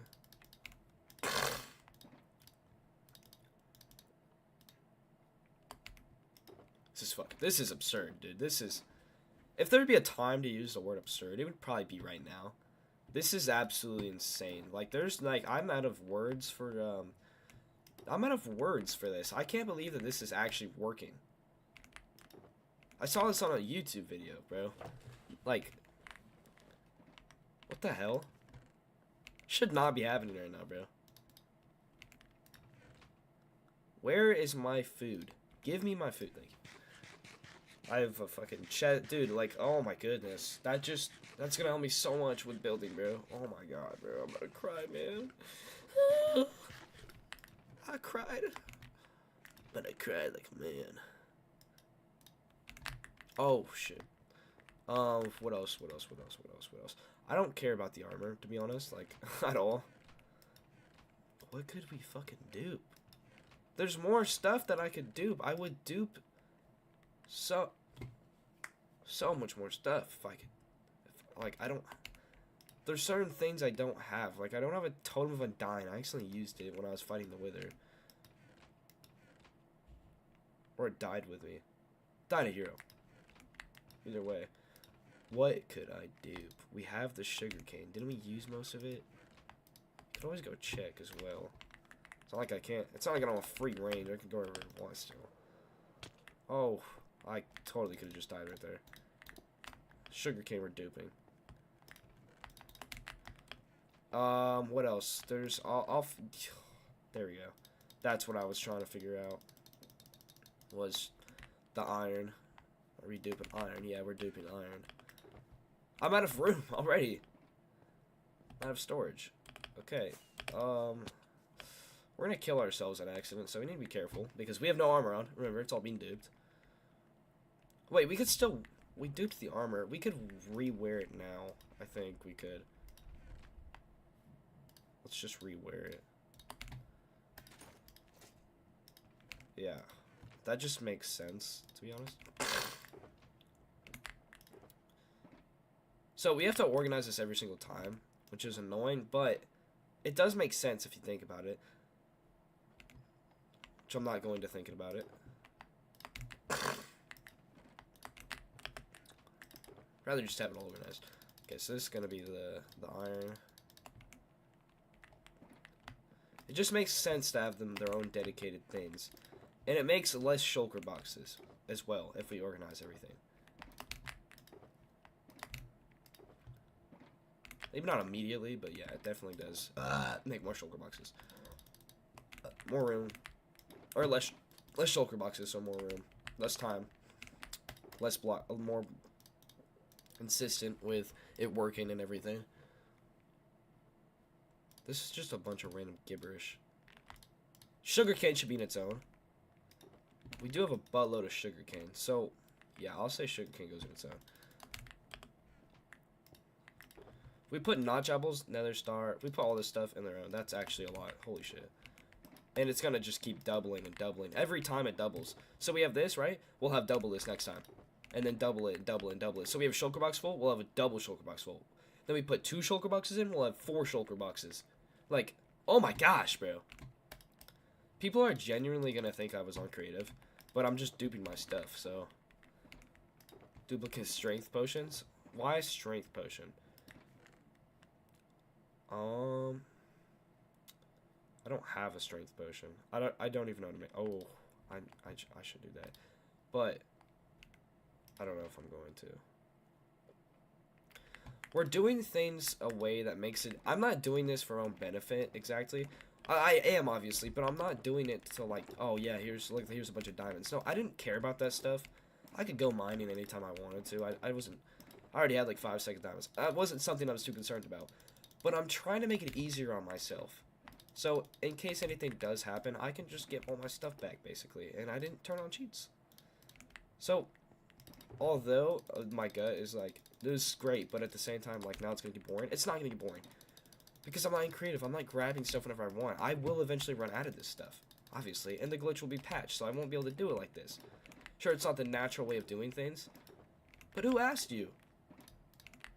It's more so, will this be beneficial and easy for me? Yeah, I need the sugarcane. Let's dupe it. I'll run out of it eventually anyways. Why does it matter? It doesn't. It does not at all. I don't think I need to dupe armor anymore. We already have like 10 sets of armor. Sugarcane needs its own. Did we already give sugarcane its own? Because I don't want to just keep pulling shit if I don't have it. Food, we should do food. Food gets its own. Sugarcane gets its own. So a lot of these do get their own, so I don't know. Over time, like I said, immediately, it's not going to give them, like, less shulker boxes. But over time it will, because as they double, you can fit them all in the chest, and then it will only be one shulker box with everything in it, if that makes sense. If it doesn't, I don't know what to tell you.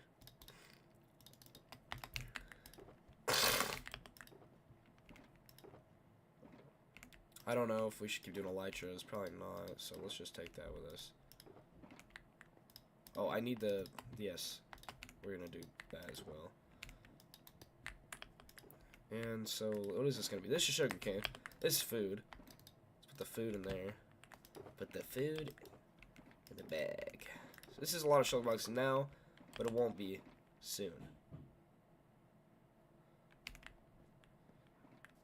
Shakespeare. He said that. Probably. Oh, elytras get their own. Thank you for reminding me, no one. Thanks, guys. Can you get away from me? Where did you even come from? Excuse me, sir.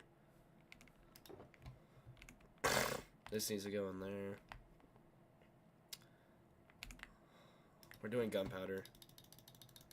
I have more gunpowder at the creeper farm, but let's be honest, I'm a little too lazy for that, so to go all the way over there. It's not that far, but it's okay. What's up with the strength? Why do you want me to do strength potions if I can have hella beacons over here? You guys do know that hardcore players, like on like Java and stuff, that do hardcore. You can do hardcore now on Bedrock, But those really popular YouTubers and stuff, they do this. They do duping glitches. They will take advantage of these glitches. Well, no, and they make videos about it all the time. 100%. I've seen them. I watch people do it all the time. SP737 is one of those famous people who does it. He has this glitch where he got like, he's like level 120,000 XP, and he could get millions at any time he wants. Doing hardcore right now? Good shit. So we have our elytra on. Where is our? There it is. It's just pig right here. Get the hell out of here. Okay, let's see. This isn't gonna. Oh, I thought we weren't in the chunk, so it shouldn't be spawning. I guess we are somehow. Okay, yeah, there we go. There's our sugarcane that we're gonna need a shit ton of. So the sugarcane is for, what do we also need? We'll come back here because I know there's other stuff.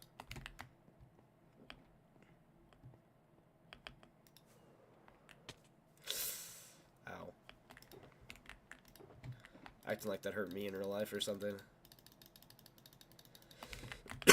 I assume we don't really need more pickaxes, to be honest.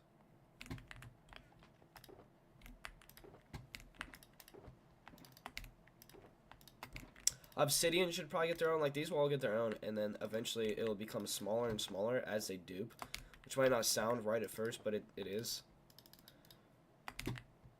We're gonna sleep. What the hell? These mobs are gonna spawn, and I can't even sleep. We, like, just slept. We should not be having this problem.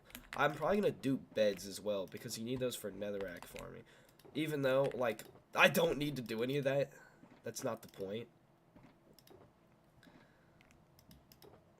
Fucking loaded. And I didn't cheat. Hell yeah. I don't usually cheat. But, like, why would I cheat on this world? The only cheating I've done would be turn on peaceful mode. People do it all the time. And then, I guess you could say duping the world. But, dude, what? You play how you want to. I die, or somebody fucking steals something, or I do something stupid, or I mess stuff up. I go back into that world. Or I just want to test something. I'll dupe of the world. Like, do you guys think that's a problem? Who thinks that's a problem? Who here thinks that's a problem? I want to know. Fuck, I'm gonna die if I keep doing that. Like, I keep saying that and I keep doing it. Dude. Fireworks probably get their own, too. Do you guys think there's a problem, like, with me doing this, though? At all? I seem boring to y'all, but, like, it makes sense to do it. Why would you guys would do the same thing?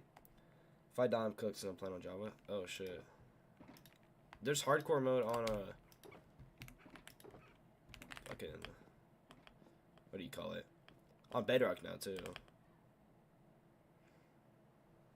Do you have any shaders on Java? Never tried them out. I mean, maybe like, excuse me, once, but.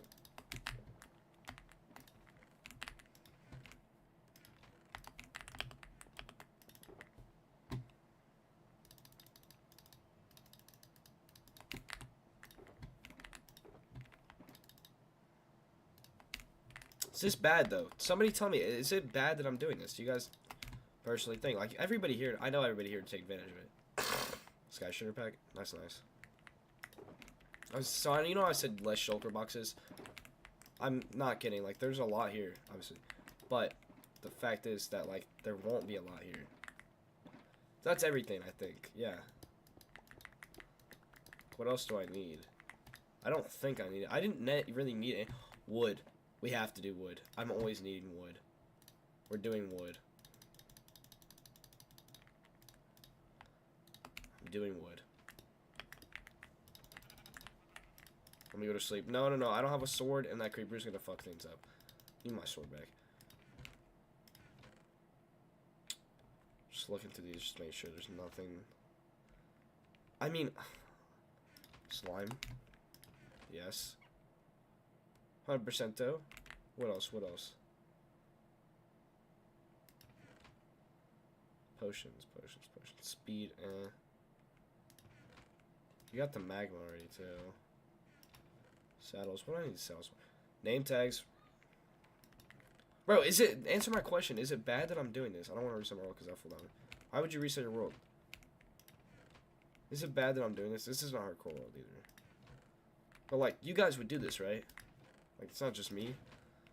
I mean, there's thousands of people, like tens of thousands of people watch the guy's video. I'm sure everybody did it.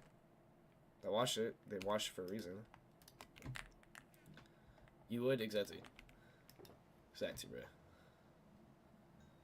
Firework rockets their own. We're looking for it.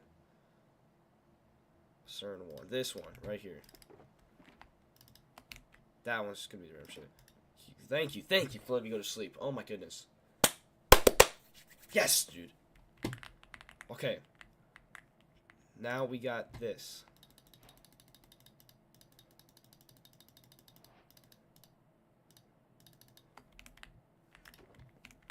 It's gonna need a lot.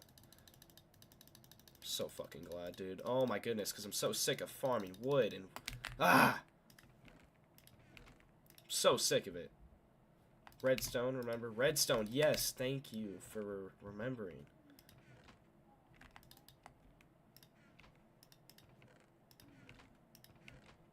TNT is another good one. 100%. What else should I do? It's kind of it, right? That covers most of everything. Makes sense. Yeah. We got... I mean, there's more redstone up there. I think. Fireworks. We're already duping fireworks.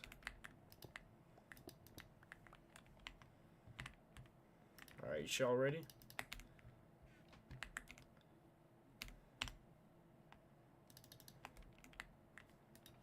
It's gonna be the chest where we put our stuff that we're not duping. Or just the stuff that I wear. Let's make it easier on ourselves. Let's just do this. Alright, let's leave. Delete this one. Boom. Boom. Back in. Ready? Ready, steady. 3, 2, 1. We gotta be ready.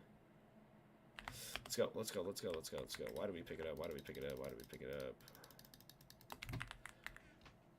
1, 2, 3, 4, 5, 6, 7, 8, 9, 10, 11. Ah, perfect.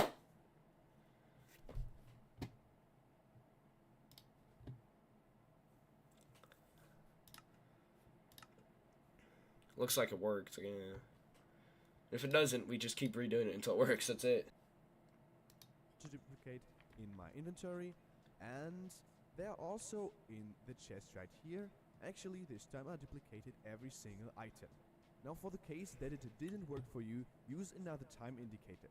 So instead of my 12 blocks, you can destroy 8 blocks, or 6 blocks, or even more like 14 blocks, because this is up to the device how long it takes to save the world. And if you found the best time delay once, you can do this every time. The next one is a very simple inventory. I think since we have so many going in the chest, we're gonna have to do inventory dupe. For this one, you will only need 1 stack and 1 of the items you want to duplicate, and 35 items of any kind. In order to set this one up, what you need to do is you take the items of any kind, and you want to spread them around your inventory, so you fill every single slot. Then you want to drop out the single item, so this one right here, and you want to fill that slot again with some dirt or any other item. Let's collect the dirt one, and as you can see, we have the item we want to duplicate floating on top of the floor. Now in order to duplicate them, you want to go into your inventory. What you want to do is to select the stack of items at the same time as you close the inventory. So something like this. As you can see, it worked first try for me, but probably it won't for you because it is actually... Wait, what did you say to do? At the same time as you close the inventory. So something like this. As you can see, it worked first try for me, but probably it won't for you because it is actually quite hard to... That's it? That's all I have to do? What the hell? Let's finish doing this one first. So, since we have so many stuff going in the chest, we're probably gonna do 8 blocks. That should be good. Let's do 9. Let's do 9 just in case. Let's do 9. Let's do 9. Let's do 9. 1, 2, 3, 4, 5, 6, 7, 8, 9. Perform this one. As you can see, this stack of items is not on the floor anymore because it is held by the cursor in our inventory. Now, in order to duplicate the items, you want to save and quit the game. And after that, you just want to go back into the world. It is very, very simple. You just duplicated the items, as you can see, with a stack of items held by the cursor. And then Oh, that might be a lot more simple. But no, you can only do one at a time. I can do a chest full of this, if I can find the tick. Oh, look, it worked. The megabytes went up.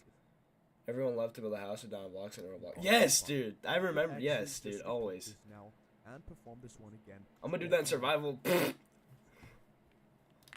Yeah, it should have worked this time too. What the fuck? How? How did it not work? Let's try it again. This time, let's do 8 blocks. Fuck. Alright, ready? We have the dupe anyway, so if our stuff just fucking dies, then we're good. Nether stars. We got a lot of those, don't we? Might have a lot more.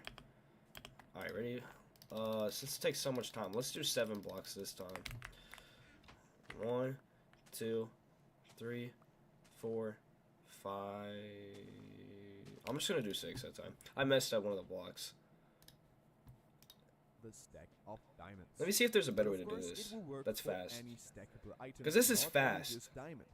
Okay, this time it actually, again, it looks like it worked because megabytes. Alright, excuse me. Now the next one I want to show you is very simple as well. It is for all kinds of gravity blocks. Did it work this time? It looks like it did. What the hell? We did 6 that time.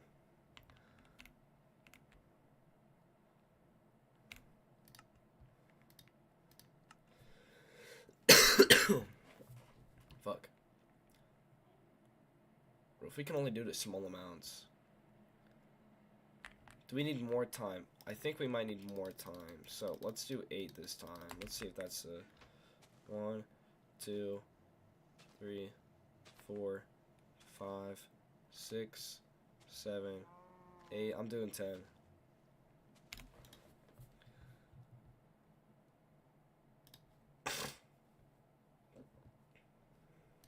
Why is it showing me as color 3 red? And why is that? Okay. So, the thing is it keeps spawning me backwards. Which is good. But the thing is, it's not spawning stuff in the chest. Which means it's not getting enough ticks to be able to spawn the stuff in the chest and remember. Voila. And my theory was correct. Because once we upped the ticks to 10, and we seamlessly, yep, like, I'm just too fucking smart, basically, is what we're saying right now.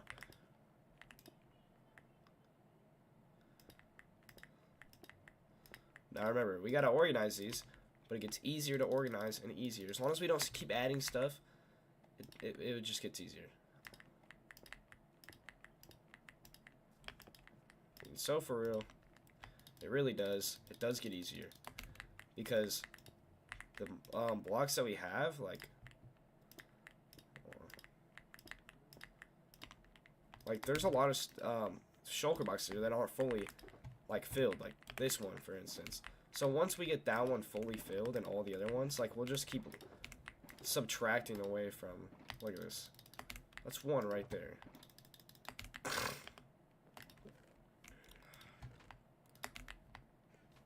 I'm really going extreme on this, aren't I? Is this extreme? Is this an extreme, like, am I being extreme about this, guys? These ones are already full, so we just do that. I don't feel like I'm being extreme about this. I feel like this is like, this is normal, bro. Like, people are gonna fucking do this if they have the opportunity. And I have the opportunity, so I'm freaking doing it. I'm just, like, I'm still in awe that it's fucking worked, honestly. I gotta play, like, this is like a puzzle. Can you do the same in Java? I have no idea. It says for Minecraft 1.21 Bedrock Edition. It was 2 days ago.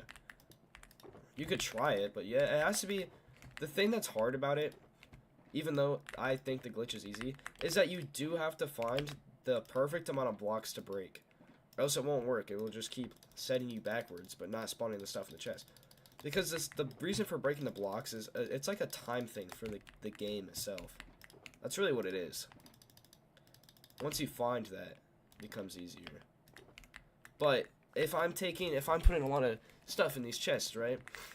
Like, it's gonna, he said 12 blocks. I had to do 10 because I put more stuff in the chest, which means it took more time already. So those other 2 blocks were not needed. And it has to be perfect. Like, it has to be the perfect amount of blocks. You have to be smart. Like me, bruh. And figure out what that amount of blocks is, like I did. Wait. Diamond, gunpowder. Empty shulker box. Empty shulker box. Okay, so there's that right there. Oh, I found where this one is. Oops. What the hell did I just break? What the hell? Do you want to, like, give me those back, or you just... Did it just steal those from me? Did it actually just steal them? So, we found a glitch where it's just not gonna give me the shit that I just fucking took from you. Alright, that's fine. Oh, wait, no, it did. It did indeed give me my stuff. Thank you. Can you stack... Oh, whoa. 100 minutes? They're all the same. Wait, what's the difference? What does the bad omen difference do? Does anybody know what the difference is? Any of you guys know at all?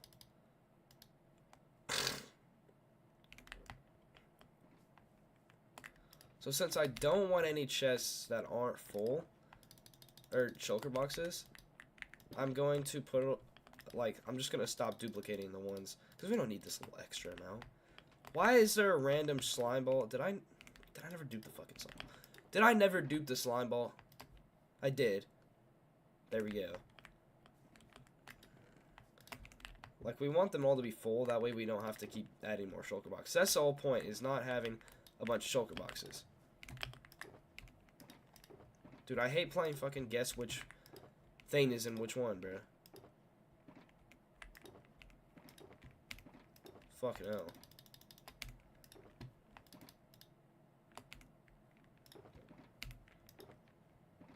I tamed a wolf. Nice.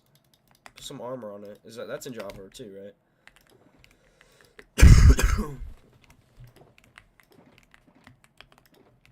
And what I'm going to be doing too is taking the dupes and just putting them away. And I'm just going to keep reduping it. Except for stuff like Ancient Debris. I'm going to dupe that twice at a time so it gives me 4 instead of just 2. I want that chest to be full, but it's not going to be. Because basically it's a bitch, is what it's saying.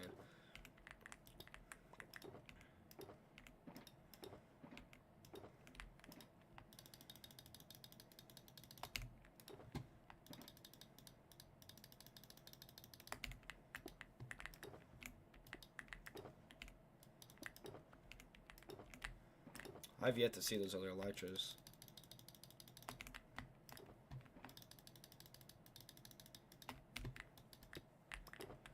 To fill out the little spaces too, I feel like what we could... Wait. That one's full. That one's the other elytra. Oh, they're right next to each other.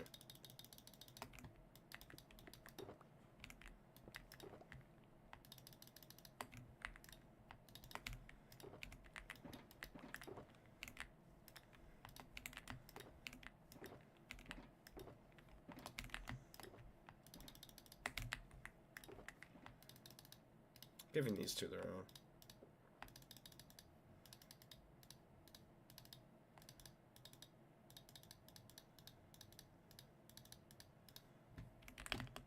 Let's go put away these.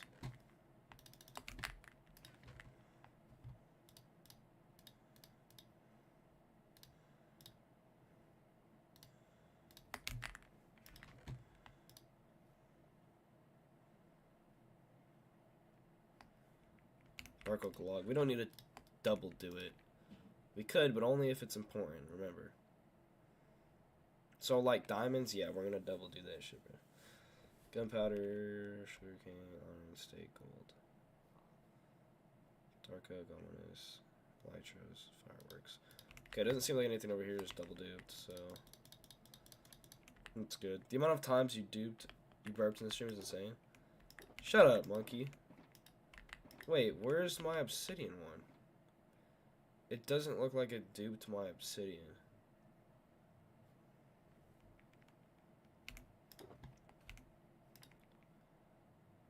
It duped it? Oh, no, it's because I already did that. I was about to say. Wait, do we already have sugarcane? We do. So we don't need that one. And we don't need this. Either. Aw, man.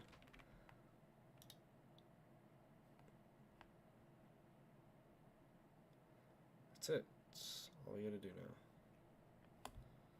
Alright. Y'all ready for this? Y'all ready? We're gonna save and quit just to make sure. Oh, let's also sleep. I had to save and quit and dupe it anyway, so it doesn't matter. Be honest, Hyder, did you think the duping thing would even work?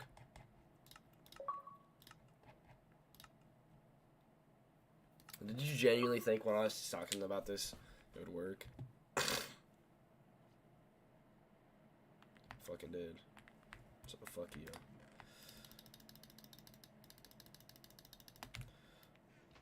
One, 2, 3, 4, 5, 6, 7, 8, 9, 10.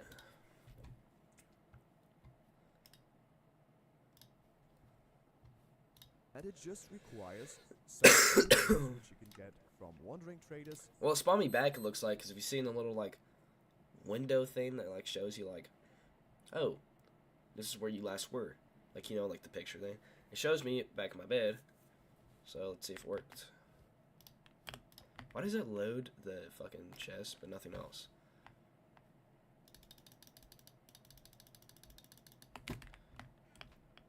Super interesting to me. Why it loads what's in the chest, what you put in there. But it literally, wait, it didn't load me sleeping. No, it did. It's just, looks weird. What's up?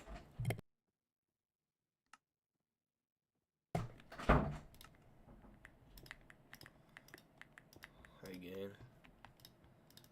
Is this llama about to spit on me, dude? Spit on this Graktu on me.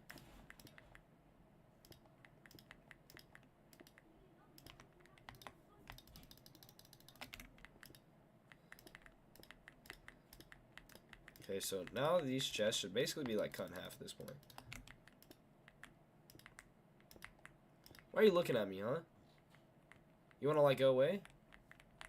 Wait, watch. Damn it. Wait, watch. Back to is on that thing. He's about to die.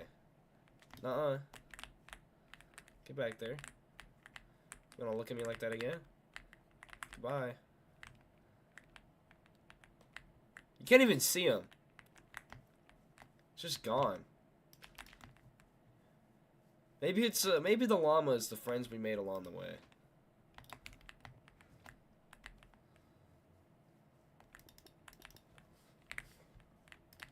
Not clip farming, I swear. Okay, wow, there are pigs up here. What the hell? Let's look for mending first. Move. Got sent to the shower. Oh god, bro. You know why there's just a big pit down there, right? Mending.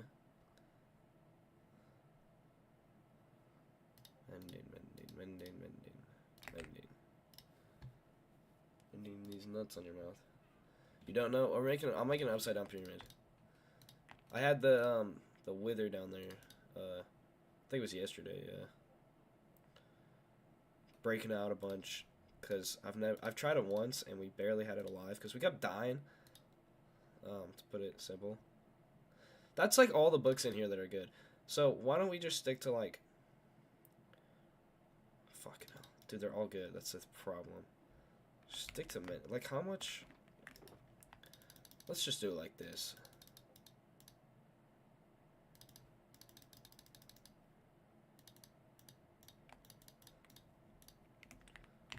Alright, boom.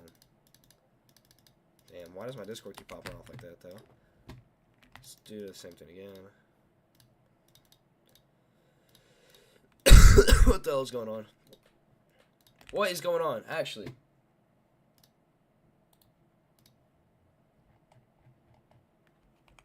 Sorry, 804. Yeah. What is that? Where? Holy shit, there's a lot of...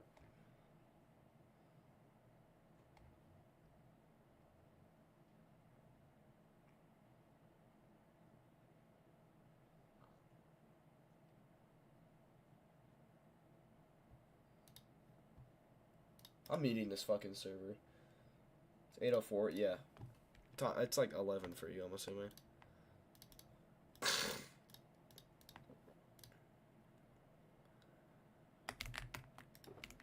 Wait, oh, I was about to say I have no idea where that just went. It is, yes sir. Okay, now that does mean now that we do have to find the fucking thing again. If we can find it. Thank you. So that we got all the menu books there. Okay, good. This is going over here. The ones we don't care about. No, not right there. Sorry. Right here. The ones we're not doing again. That way we don't have all these fucking shulker boxes. It's like, literally the whole point is not have a bunch of shulker boxes. So where's the one for that? I'm gonna assume it's gonna be like over here. Like literally right here. Or like right here. Or like right... Like literally anywhere at this point. Just, can I just... Alright guys, this isn't working out. Ending it all.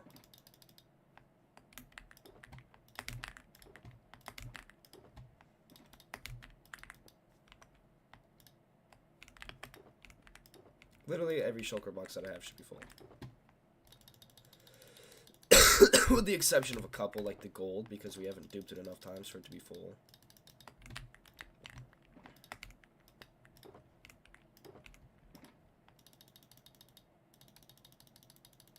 Yeah, I like know where you live and shit, so. Yeah, I'm like at your window right now. Dude, this is actually insane that I just... Look at this, bro! You're about to buy it? Look in the, do the fucking, what do you call it? Oh, I found it. The freaking... Rah! The command for it, excuse me. Damn, I am burping a lot. You look, you're right. Dude, this is crazy! Oh my lord.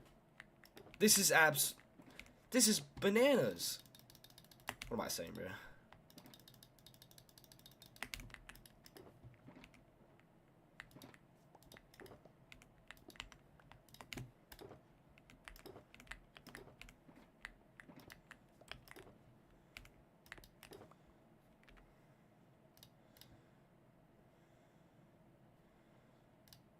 I need sugar cane again, right?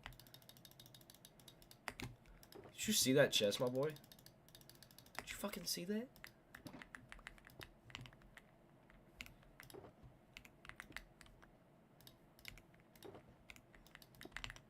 What should I have for dinner? Like that ass. Can you tell me what I should have for dinner, please? I know I'm a little late, blah blah blah, but now I'm actually kind of getting hungry. So what the fuck do I have for dinner? I'm double duping this fucking wood. Maybe. Damn it, I don't want to. You should buy mod pizza. No, I'm not buying. That's not what I'm saying. Alright, never mind. Anybody else but him, even though he's the only one here. Fuck you. Heck yeah, man. What the Sigma? You know what? That's why I should be banned right there. Please, somebody just ban me. Oh, wait. What we could do for these ones is... Take these. Boom, boom. Boom, boom, boom, boom. Take this one. Now really all we need to do is dupe it as is. So... I'm not, look. You're not what? It's a Sigma.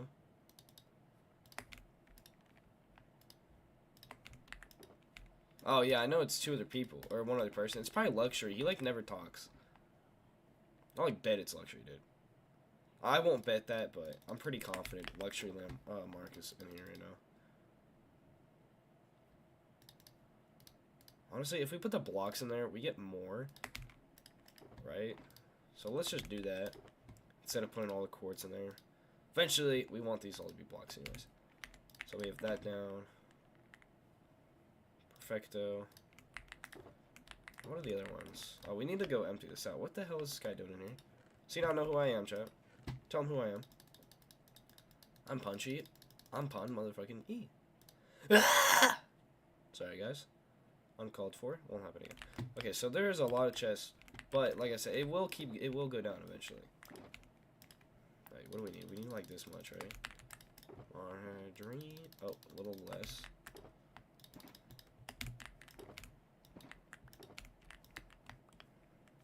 Bro crashed out. Nuh-uh.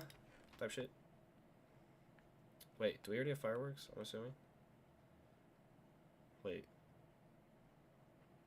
Wait, how many fucking diamond? Okay, dude, this is crazy. I can't even keep track of this anymore. We already have fireworks. So then why aren't they all like that?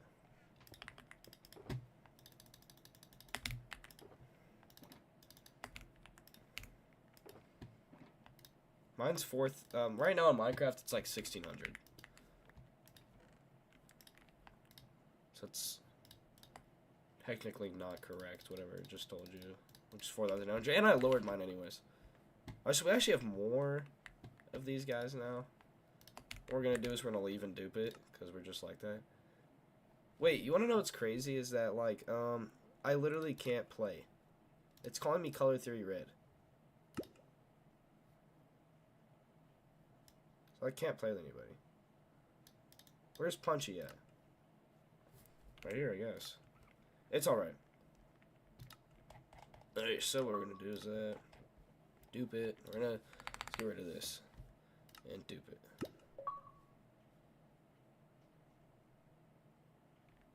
Which one is which? Keyword, I'd buy it with my B-Day money. It's sexy, isn't it, huh? Huh, it's sexy. Yo, I have air fryer food, and that's what I'm making. So what the hell do I eat? I have, like, literally anything you can think of that's air fryer food. Let me lock in real quick, though.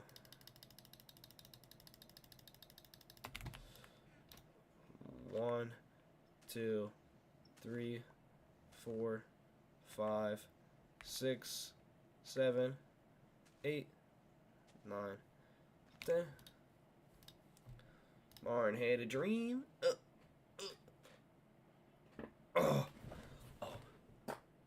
Oh, yeah. That's a manly smell. That stench. You know what else is crazy? Is that, like, I'm gonna like touching shit. What the flip, man? I have a feeling it didn't work. Yeah, it did, but, shit, bro. I don't want to keep doing this. I'm gonna get tired of doing this, and I'm gonna end up, like, not duping as much stuff at once. Which is okay. But why would I want to be a quitter, guys? I wouldn't. If I were not gonna be a quitter, we're going to sleep, and then we're gonna go here. We're gonna go get our pickaxe, so we can keep placing stuff. We'll do this all around. Martin had a dream. Why does it keep double clicking? I did not do that. It's not me, it's the voices.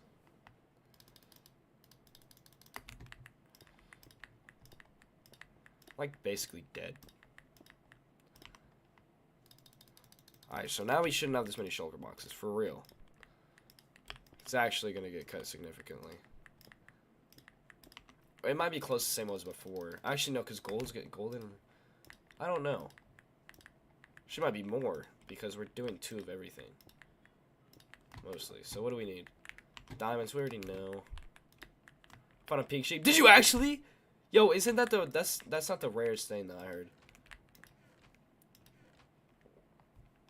So technically you're still like a loser, bro. Dude, no way you just found a pink sheep, bro. Send it in the Discord. I don't believe you.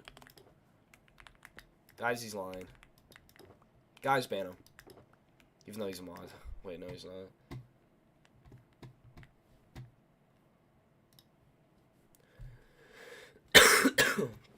Mods can get banned too, though. So. I just fucking banned you. Oh shit! I just fucking banned you on accident. How do I unban you? No. Oh, we're good. Thank goodness.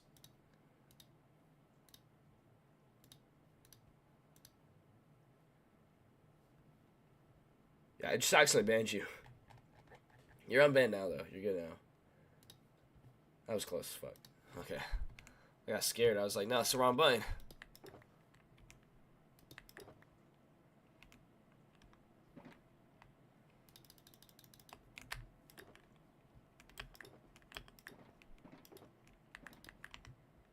Say the top ones are going to be the ones that are actually, like, complete. Okay, what do we need out of here?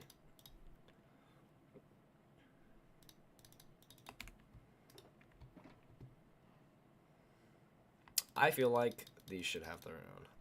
I just feel like it, dude. It just makes sense. It just makes sense. It just makes sense. It really does.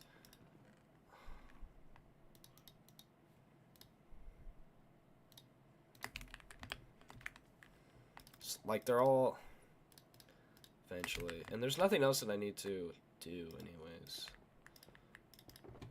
We'll say slime balls. Go right here. And then it makes sense for bone meal to have their own too. And then after a little bit, there won't be so many chests. Remember that.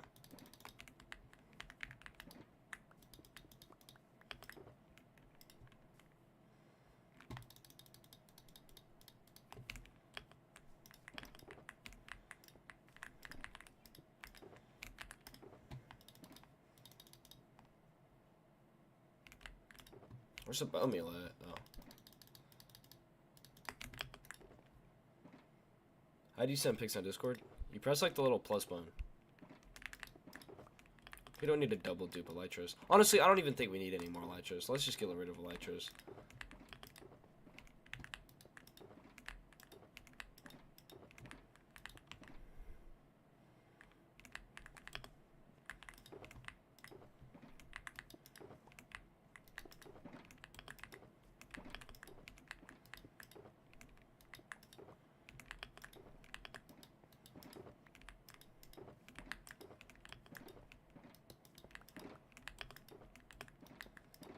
I'm just mainly getting ores right now.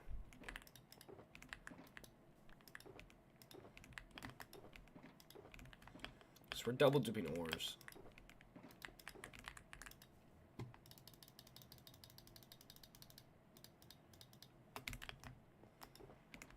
Alright, it's time for these to also get their own. We don't need the elytras anymore. We don't need 2 things of rockets. How much gold do we have? Diamond. Let's sort out diamonds.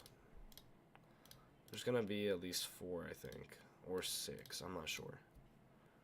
Holy shit, that's a lot of diamonds. What the hell am I doing? Holy fucking hell.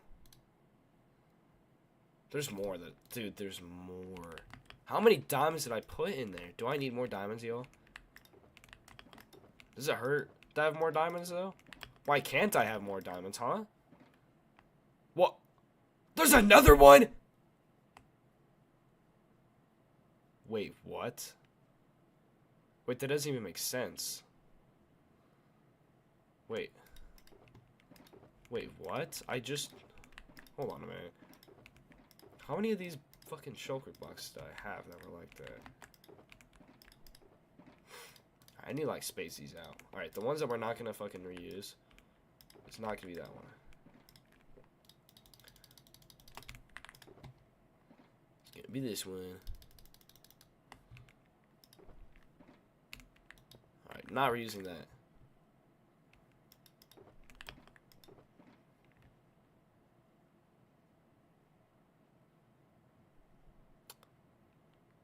Should I? Remember, we're doing this for this. We're not doing this to suffer and be in pain. Remember. For the small ones that aren't gonna get much either. I press plus and nothing shows up. I don't know what to tell you. That probably just means like you're a loser or something. I don't know. Oh, I'm just kidding. For shit like that, we do. I'd say the magma cream goes in there as well, even though that's gonna pile up quick.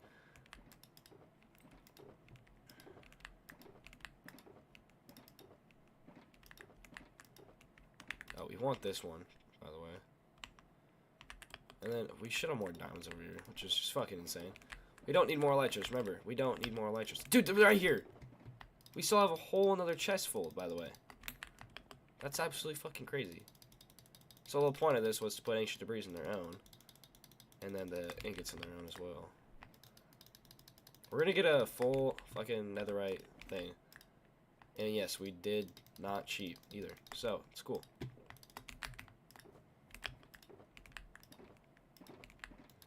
Dude, we don't need 2 fucking diamonds. Or we don't need that. Dude, look, we have like a row of just diamond ones. Holy shit, man. What about gold? Gold. Fucking, where's the rest? There's more. There's more. I'm telling y'all, there's more. It's a fuck ton more. Trust me. Okay, well, fine. You wanna play like that? What about iron? Iron? That's not iron. It's also not iron. This is iron. This is iron. This is also iron. What is texting me right now, Brett? Oh, you are.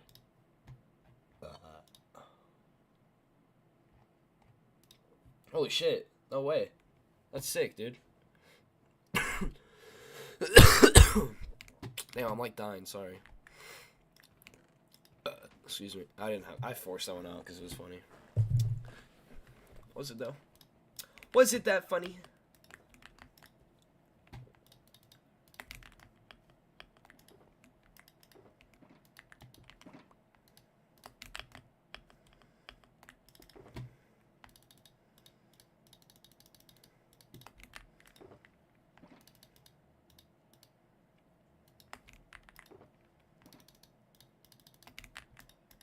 I have more than that. Where's the rest at? Remember, we're getting shulker boxes in the meantime. Like, this is fucking atrocious, dude. Using a fucking duping glitch to dupe shit that would take... And I'm not cheat... Oh. Make a fucking house out of this shit, dude. I can make my mansion out of ancient debris. Are you kidding me? It's fair, trust. Really, for the obsidian, I care about the obsidian just because it's nice to have obsidian. Like, why the hell not? I want to make a build out of it. I do that. I do whatever I want with my world, you know? Yeah, I see that you sent Hunter. So a lot of chest plates with a breaking 3 and protection 4, so it's nice. Alright. Yeah, so I thought my world was stacked before. This is fucking insane. So we don't need that one. Oh, we don't need this one or this one either. We're gonna have to, like, there's just not enough fucking room, dude. There's just really not. What do you want me to put in here? 2 more?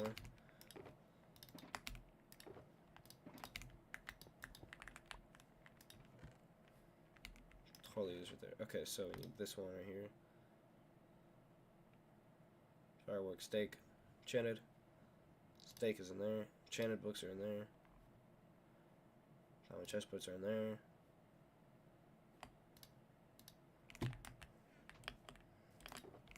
I'm missing.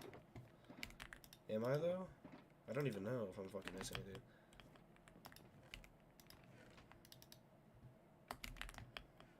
$16 right there. Gunpowder, sugarcane. Gunpowder. Okay, 2 gunpowders. We don't need 2.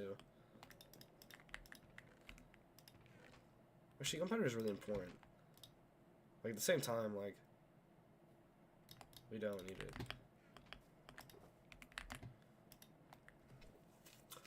Alright, I want to get this done before the next night cycle because this is easy as fuck. So, yeah. Magma's right here. Bone meal's right here. Spurs, like, most of this we don't need. Magma, bone meal. We're missing one. What the fuck happened to it? Well, it's gone. Great. Why does it glitch like that, dude? Did y'all see that? My fucking magma just is gone. My magma's gone. No way my magma just disappeared like that. Come on, man. No fucking way. No. Hold on. There's more in here. Oh, it's glitched. That's what's wrong. It just fucking glitched. Okay, we're fine. We're fine.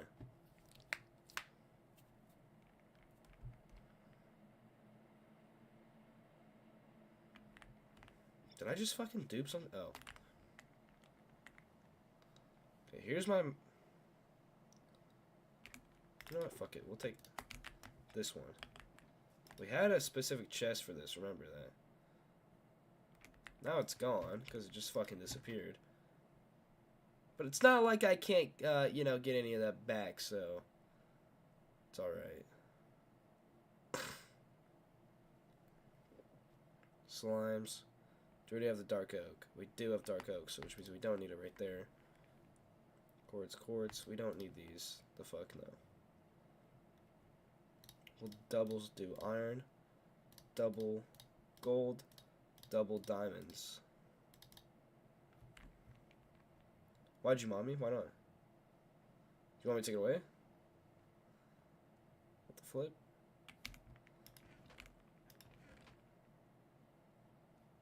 This guy's about to ban everybody.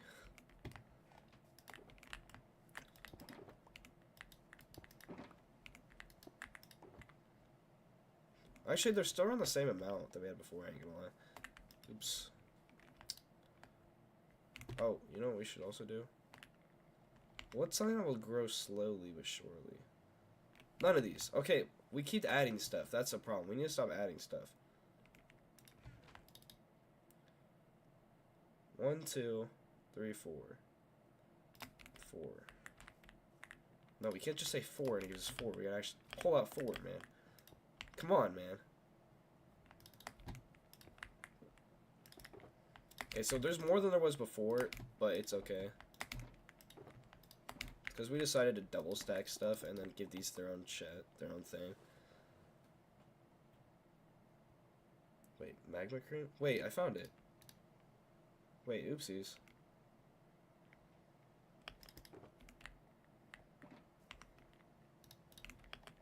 What that also means...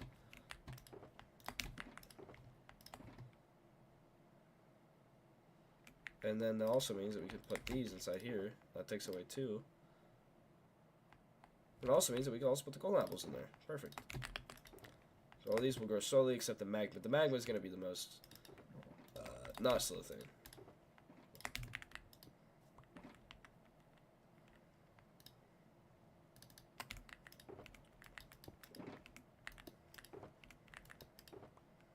Look at that. Did increase it, remember, we did increase it, but it's okay. I'm expanding the strongest organization on this server. Yep. So I did.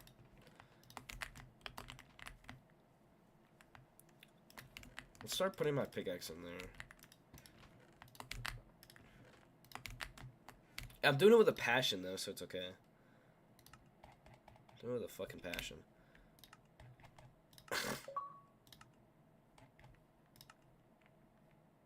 Ready? Stupid again. Well, I'm listening to something in the background. Or just collect them yourself in lush caves. Also, you will need 1 lever per drip leaf. Now, all the items you can duplicate with this duplication glitch are anvils, the dragon egg, so pretty powerful, 1, concrete 2, powder, sand, 3, and gravel. 4, and now to set 5, this one up, what you need to 6, do is to 7, just place down 8, all your drip leaves 9, in a row, 10. and then you want to place 1 lever in front of each and every one of them. And then you want to flick them, because now you can even stack the drip leaves and you won't drop down because they are powered. We will use this function in order to duplicate the items, because you can now just go ahead and place your gravity blocks on top of Oh, the wow. leaf. And as you can see, there is a ridge around, and the anvils will make annoying sounds, so just throw away some blocks, and then save and quit the game. Now let's go back into the world. As you can see, we have the items duplicated. We have the items in our inventory, but they're still on top of the drip leaf, and the anvil is also duplicated. So let's do this again. You can even do gravity blocks right now. Holy As shit. you can see, it worked again. We again have the items in our inventory, but they're still floating on top of our drip leaves. So do this as often as I just figured out a better way to do this. Now, before we The go ones to that we the aren't next gonna double do, we'll just go and throw away instantly. So, like, we're not gonna do... What? What do you mean, wait?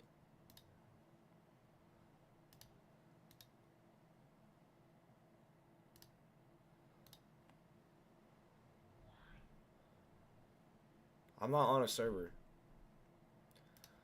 So all the ones that are already full that we're not redoing are gonna go and be stashed away. That's so much easier. Why was I doing it any other way before? Look at that. Look how much easier I just made this. Actually, ancient debris is staying. Obviously.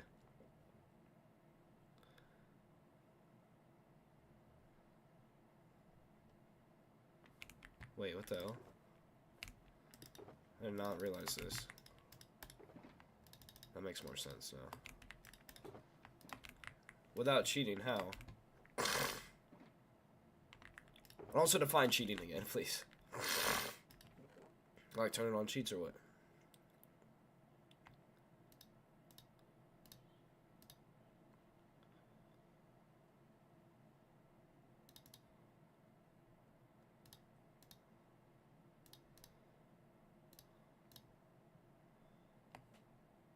Alright, now all I have to do... How did I fucking grab that instantly? Go back here.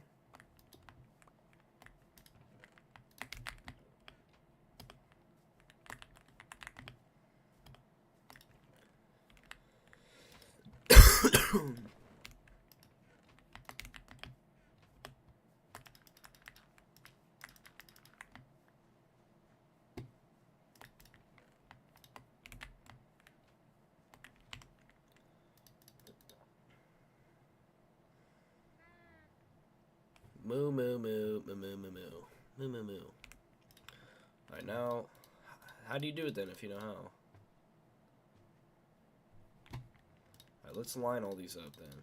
Netherite ingot. Where's netherite ingot at? Netherite ingot. Name tag cream.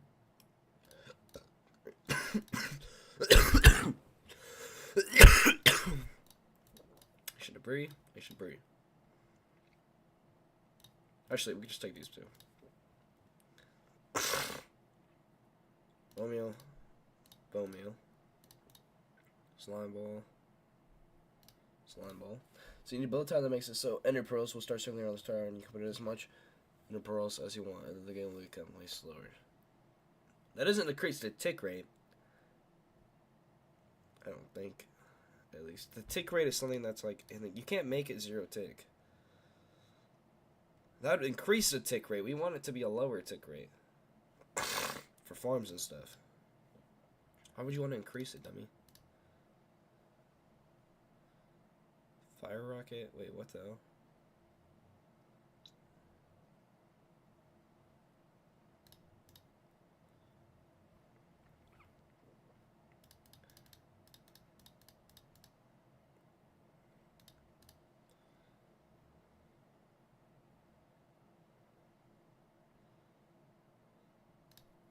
Only do one diamond thing.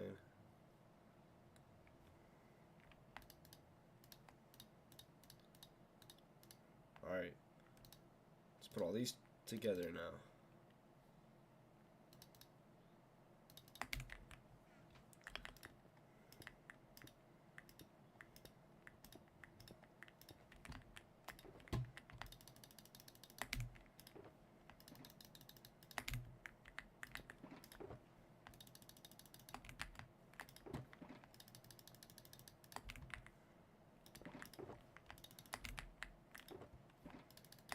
It's literally all we have to do every single time.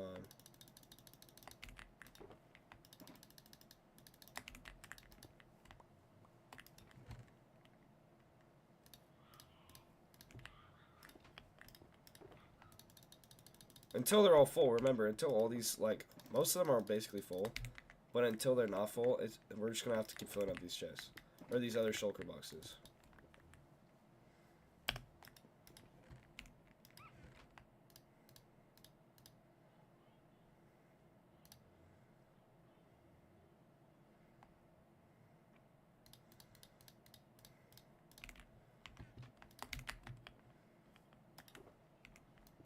So right now we have one less. Just because we can't have these become one. Fortunately, it doesn't just work like that. Oh, we don't need to keep doing iron twice either.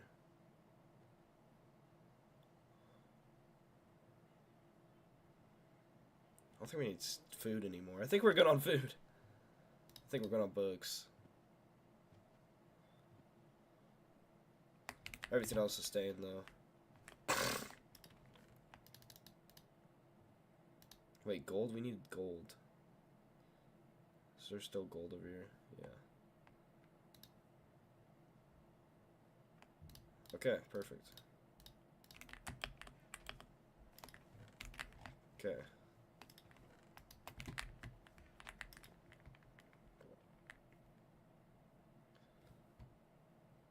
All item dupe? Wait, what?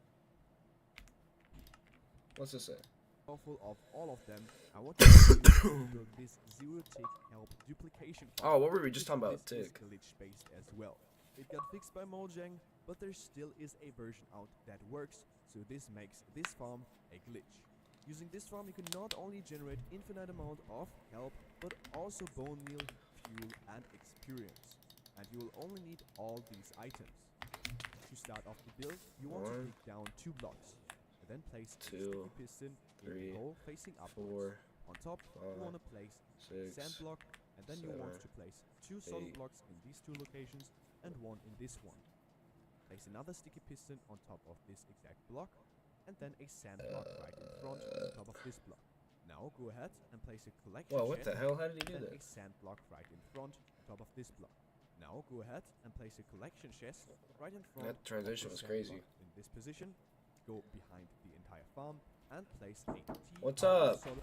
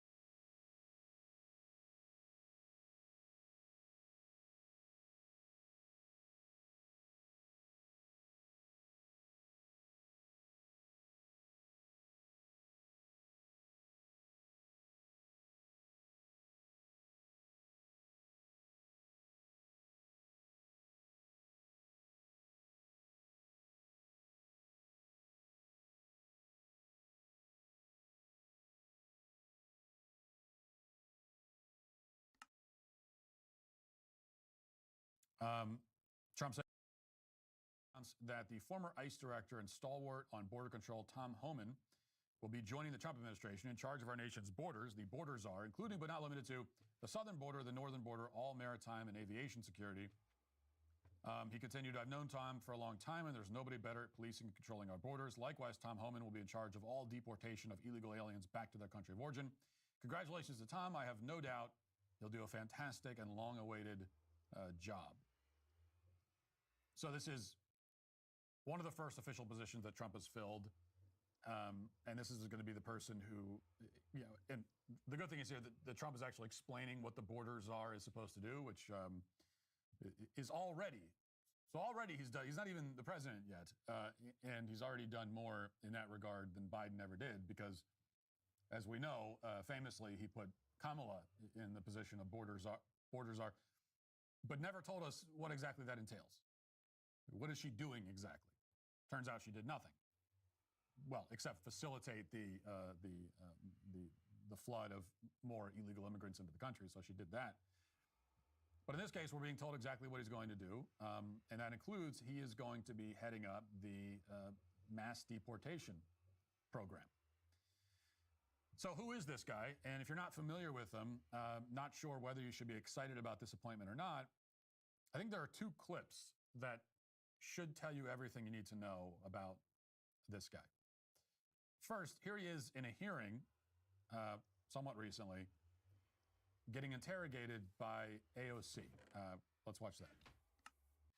Zero tolerance was interpreted as the policy that separated children from their... If I get arrested for DUI and I have a young child in the car, I'm going to be separated. When I was a police officer in New York and I arrested a father for domestic violence, I separated that father Mr. from his Holman, with family. all due respect, legal asylees are not charged with any crime. When you're into the country illegally, it's violation 8 United States Code 1325. Seeking asylum is legal. If you want to seek asylum and go through the port of entry, do it the legal way. The Attorney General of the United States has made that clear. Okay. Mr. Chair, the memo is submitted to the record for review.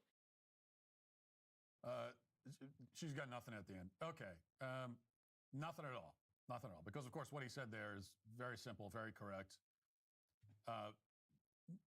Really basic point about the separation of families, that anytime somebody commits a crime, they're going to be separated from their family, at least for some period of time. This is what enforcing the law pretty much always entails.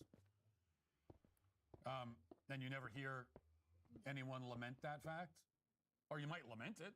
As he points out, if somebody, commits a DUI, they're going to go to jail. You might lament the fact that they're being taken away from their kids. It's a sad thing. It's sad for the kids. But nobody would blame the court system for nobody would say that, well, because this person has a kid, they just shouldn't go to jail at all. They should be allowed to do whatever they want. They shouldn't be punished for DUI because they have a kid. If anything, it's the opposite. You're like, well, this is all the more reason to punish them. You have a kid and you're acting that way. So very basic point there, but true and correct and important. And then AOC says, well, they haven't committed a crime. They're asylees. They're seeking asylum.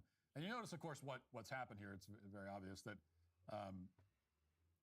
the rebranding of illegal immigrants. Okay, we went from they were illegal immigrants, and then it became undocumented immigrants. And then there's really been an update in the branding, the euphemisms used by people like AOC.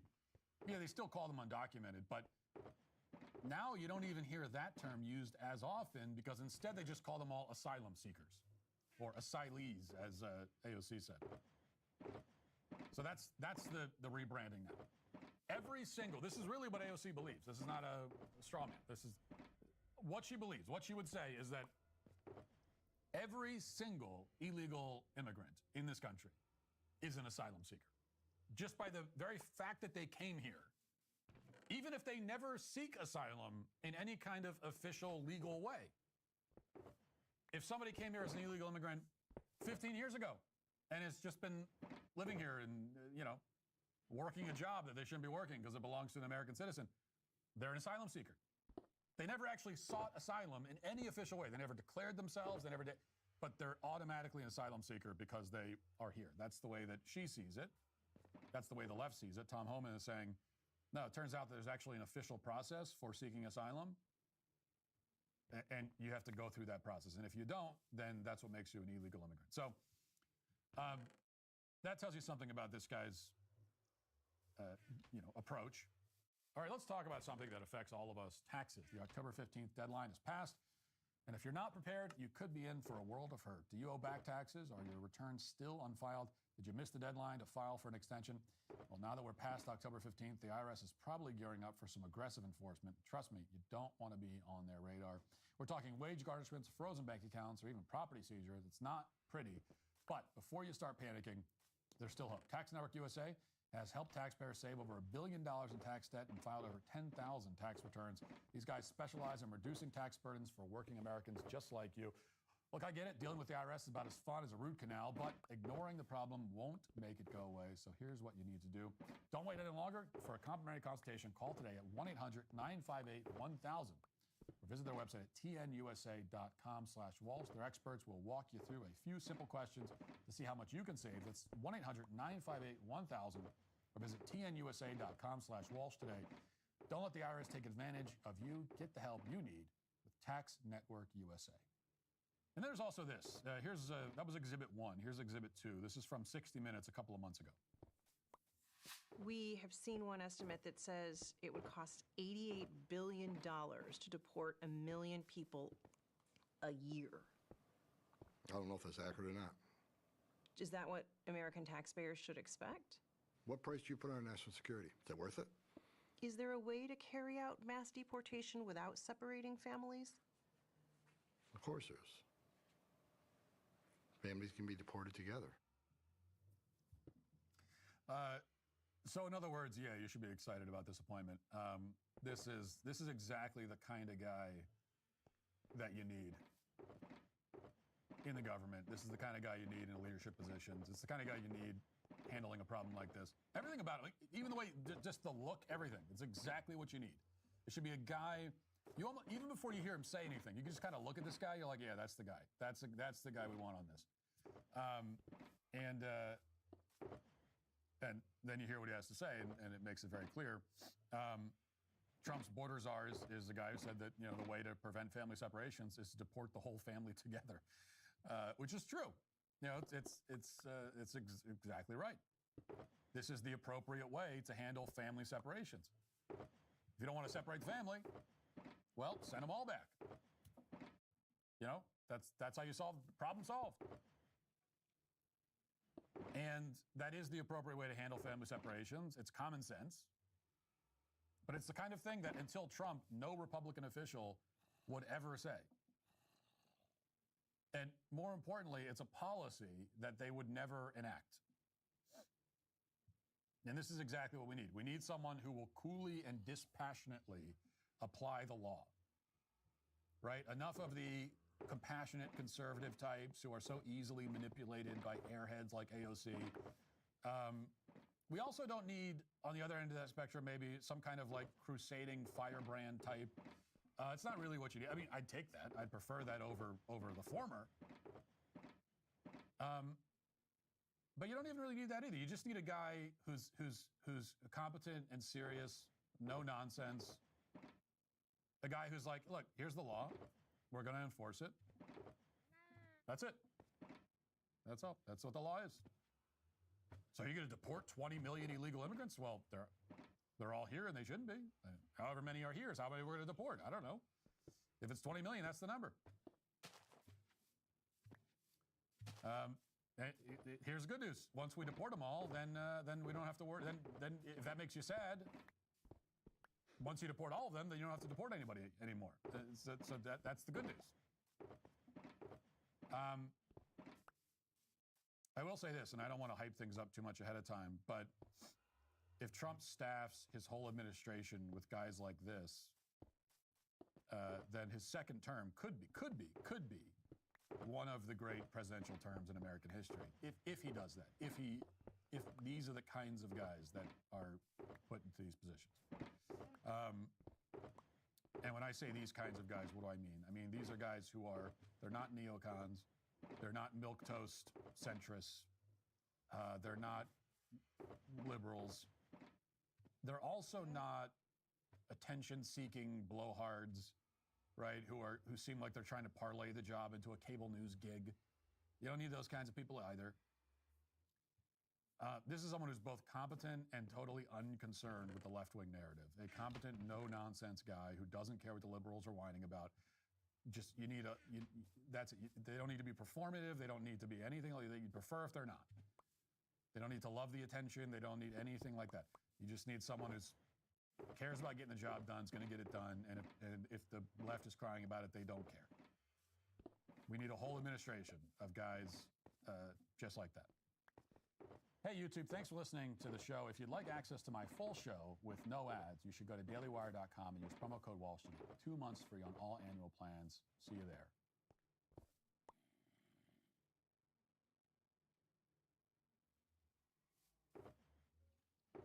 I want to begin tonight with the issue that voters repeatedly say is their #1 issue, and that is the economy and the cost of living in this country. Vice President Harris, you and President Trump were elected 4 years ago, and your opponent on the stage here tonight often asks his supporters, are you better off than you were 4 years ago? When it comes to the economy, do you believe Americans are better off than they were 4 years ago? So I was raised as a middle-class kid, and I am actually the only person on this stage who has a plan that is about lifting up the middle class and working people of America. I believe in the ambition, the aspirations, the dreams of the American people. And that is why I imagine and have actually a plan to build what I call an opportunity economy. Because here's the thing. We know that we have a shortage of homes and housing. And the cost of housing is too expensive for far too many people. We know that young families need support to raise their children, and I intend.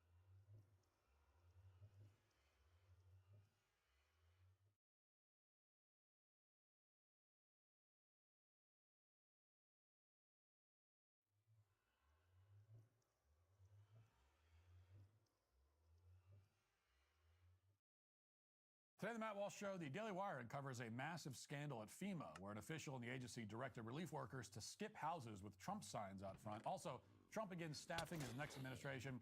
His choices so far give us plenty of reasons for optimism. And scorned Kamala voters are now cutting off their Trump-supporting family members.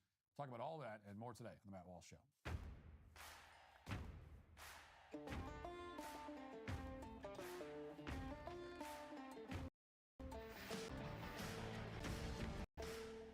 On Daily Wire Plus with exclusive extras. Want to see it all? A Daily Wire Plus membership is your ticket. Sign up at dailywire.com/subscribe and use code TRUMP to get 47% off a new annual membership. With Christmas around the corner, let me tell you about the one gift that will actually be worth giving this year. No cheap plastic junk that'll end up in a landfill by February. I'm talking about Cozy Earth, which has become my family's go-to for creating an actual sanctuary in our home. Look, after spending all day fighting the culture war and dealing with the insanity of modern society, you need somewhere to retreat and actually get some rest. And that's why I personally love Cozy Earth's bamboo sheet set. Made from viscose from bamboo, these sheets are engineered to keep you several degrees cooler at night. And unlike most products today that seem designed to fall apart, these are guaranteed for 10 years. My wife and I have also become huge fans of their pajama sets. When you're finally done dealing with the world for the day, there's nothing better than changing into something that's actually built for comfort and quality. If I seem like a cozy pajama type of guy, you're right, I am. Here's what you need to do. Visit cozyearth.com/Matt Walsh and use my exclusive code Matt Walsh for 40% off to wrap your family in actual luxury this Christmas season. That's cozyearth.com/Matt Walsh and use code Matt Walsh for 40% off. And when you get the post-purchase survey, make sure to let them know you heard about it on the Matt Walsh Show. A month before the presidential election, the people running FEMA decided to venture outside the field of disaster relief and into the completely unrelated, if very trendy business of policing, quote-unquote, disinformation. And of course, policing disinformation isn't what FEMA is paid to do. It's not why FEMA receives tens of billions of dollars every year from taxpayers. But in this case, the agency determined that it had no other choice. Disinformation, in the eyes of the Federal Emergency Management Agency, had become its own kind of emergency. It was a disaster unto itself. Now, to that end, FEMA's director, a woman named Deanne Criswell, who incidentally broke the glass ceiling to become the first woman to head the agency, announced that FEMA would be conducting a thorough investigation to, quote, uncover the source of conspiracy theories hampering Hurricane Helene relief efforts. Now, among those conspiracy theories were that FEMA was directing funding to illegal immigrants and that FEMA was withholding assistance to certain demographic groups. As Criswell put it, quote, it's really unfortunate that we try to create this level of fear that is impeding our ability to do our job at the level we need to do it. Now, even if these were baseless conspiracy theories, it was never explained how they could be hampering hurricane relief efforts. I mean, how would kooky internet theories prevent you from helping people whose houses were washed away in a flood exactly? She never bothered to explain that. But more importantly, it turns out that the theories, of course, were true.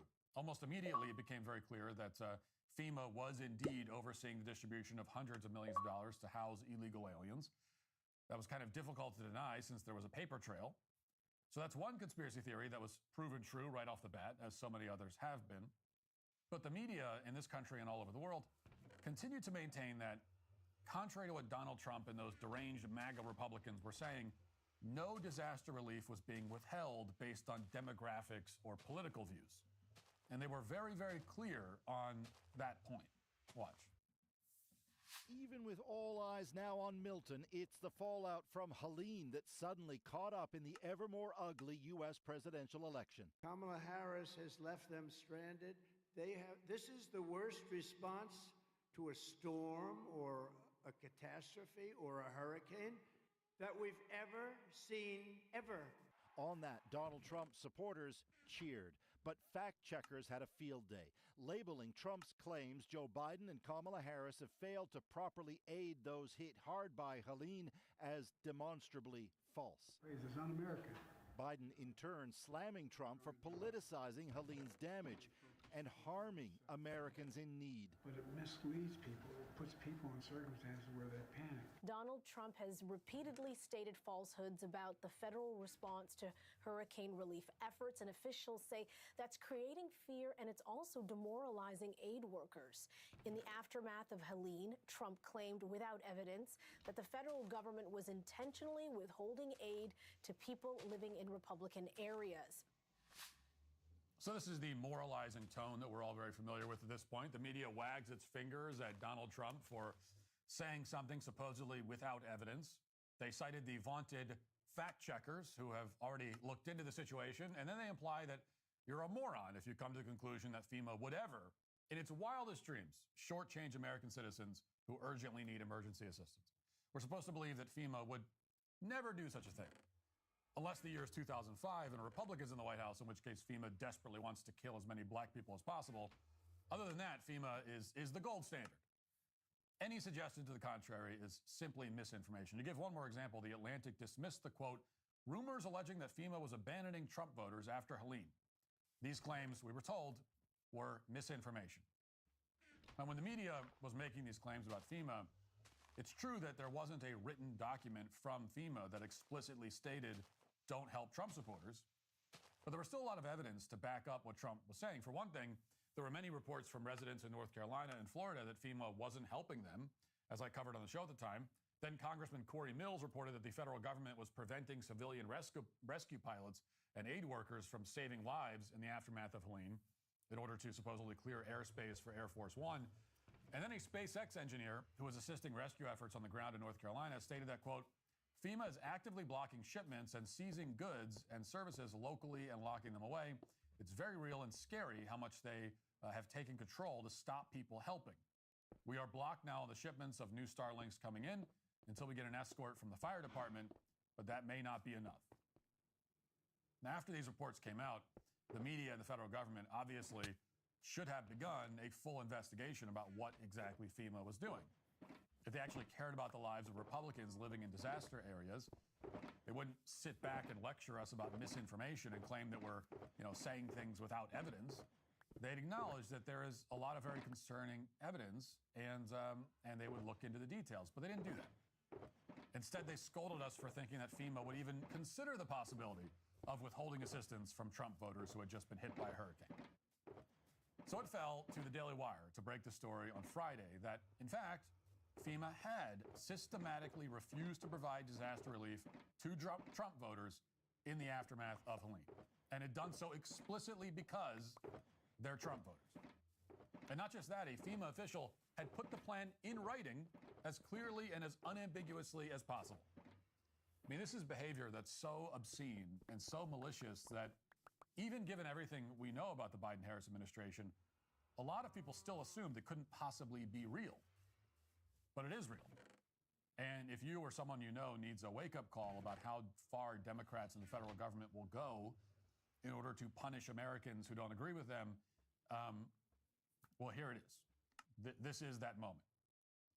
As the Daily Wire's Leaflet Maheu reported, quote, a FEMA supervisor told workers in a message to avoid homes advertising Trump as they canvassed Lake Placid, Florida, to identify residents who could qualify for federal aid, internal messages viewed by the Daily Wire revealed. The supervisor, Marnie Washington, relayed this message both verbally and in a group chat used by the relief team, multiple government employees told the Daily Wire. Now here's a screenshot of one of the written messages. It reads, quote, implement best practices. No one goes anywhere alone. Avoid homes advertising Trump. What's up? All right, thank you. De-escalation and preventative measures. Bring a towel with you in the field. Frequent breaks and drink water. Avoid high-salt diets and coffee. So the instructions to avoid homes with Trump signs is just kind of casually thrown in there along with basic tips for people who are conducting relief operations in a disaster zone. It wasn't some special secretive directive. It apparently felt completely natural to a FEMA supervisor to put something like this in writing, just casually in a list along with other tips. And to be clear, this wasn't some extremely dumb joke or a prank or something. This is not Photoshop or whatever. This is not any of that. It's 100% confirmed.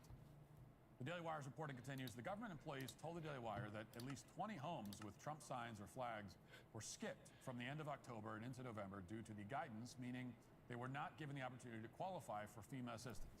Images shared with the Daily Wire show that houses were skipped over by the workers who wrote in the government system messages such as, Trump sign, no entry per leadership. Let's try 12. Yes, that's actually what the FEMA employees wrote in the notes section when they were documenting what was happening. And this is what that looked like in the government systems. You can see it there. So it says, not able to access property, implying that the house was physically inaccessible. And then the note clarifies that actually they were able to access the property, they just didn't want to. And yes, that's something that a government employee put in writing in a fully traceable and internally accessible database. Which is like a bank robber passing a note to the teller saying, put all the money in the bag, and by the way, here's my home address, my license plate, and my legal name. Within hours of the Daily Wire's reporting, this FEMA supervisor was fired, and this time around, FEMA's director wasn't wagging her finger at right-wing disinformation. She didn't tell us how unfortunate it was that we were spreading fear. Instead, this time she claimed that the supervisor's behavior was extremely unusual, unthinkable at FEMA. Quote, recently one FEMA employee departed from these values to advise her survivor assistance team to not go to homes with yard signs supporting President-elect Trump. This is a clear violation of FEMA's core values and principles to help people regardless of their political affiliation. This was reprehensible. I want to be clear to all of my employees and the American people, this type of behavior and action will not be tolerated at FEMA. We will hold people accountable if they violate these standards of conduct. This employee has been terminated, and we have referred the matter to the Office of Special Counsel. I will continue to do everything I can to make sure this never happens again. Now, what's not addressed in the FEMA director's statement is why she thinks this kind of behavior is confined to one FEMA employee. She's trying to play this off as an isolated incident when it clearly isn't one. Again, this official gave these instructions multiple times, verbally and in writing. And the fact that she would say this, much less put it in writing, tells us quite a bit about the culture at the agency.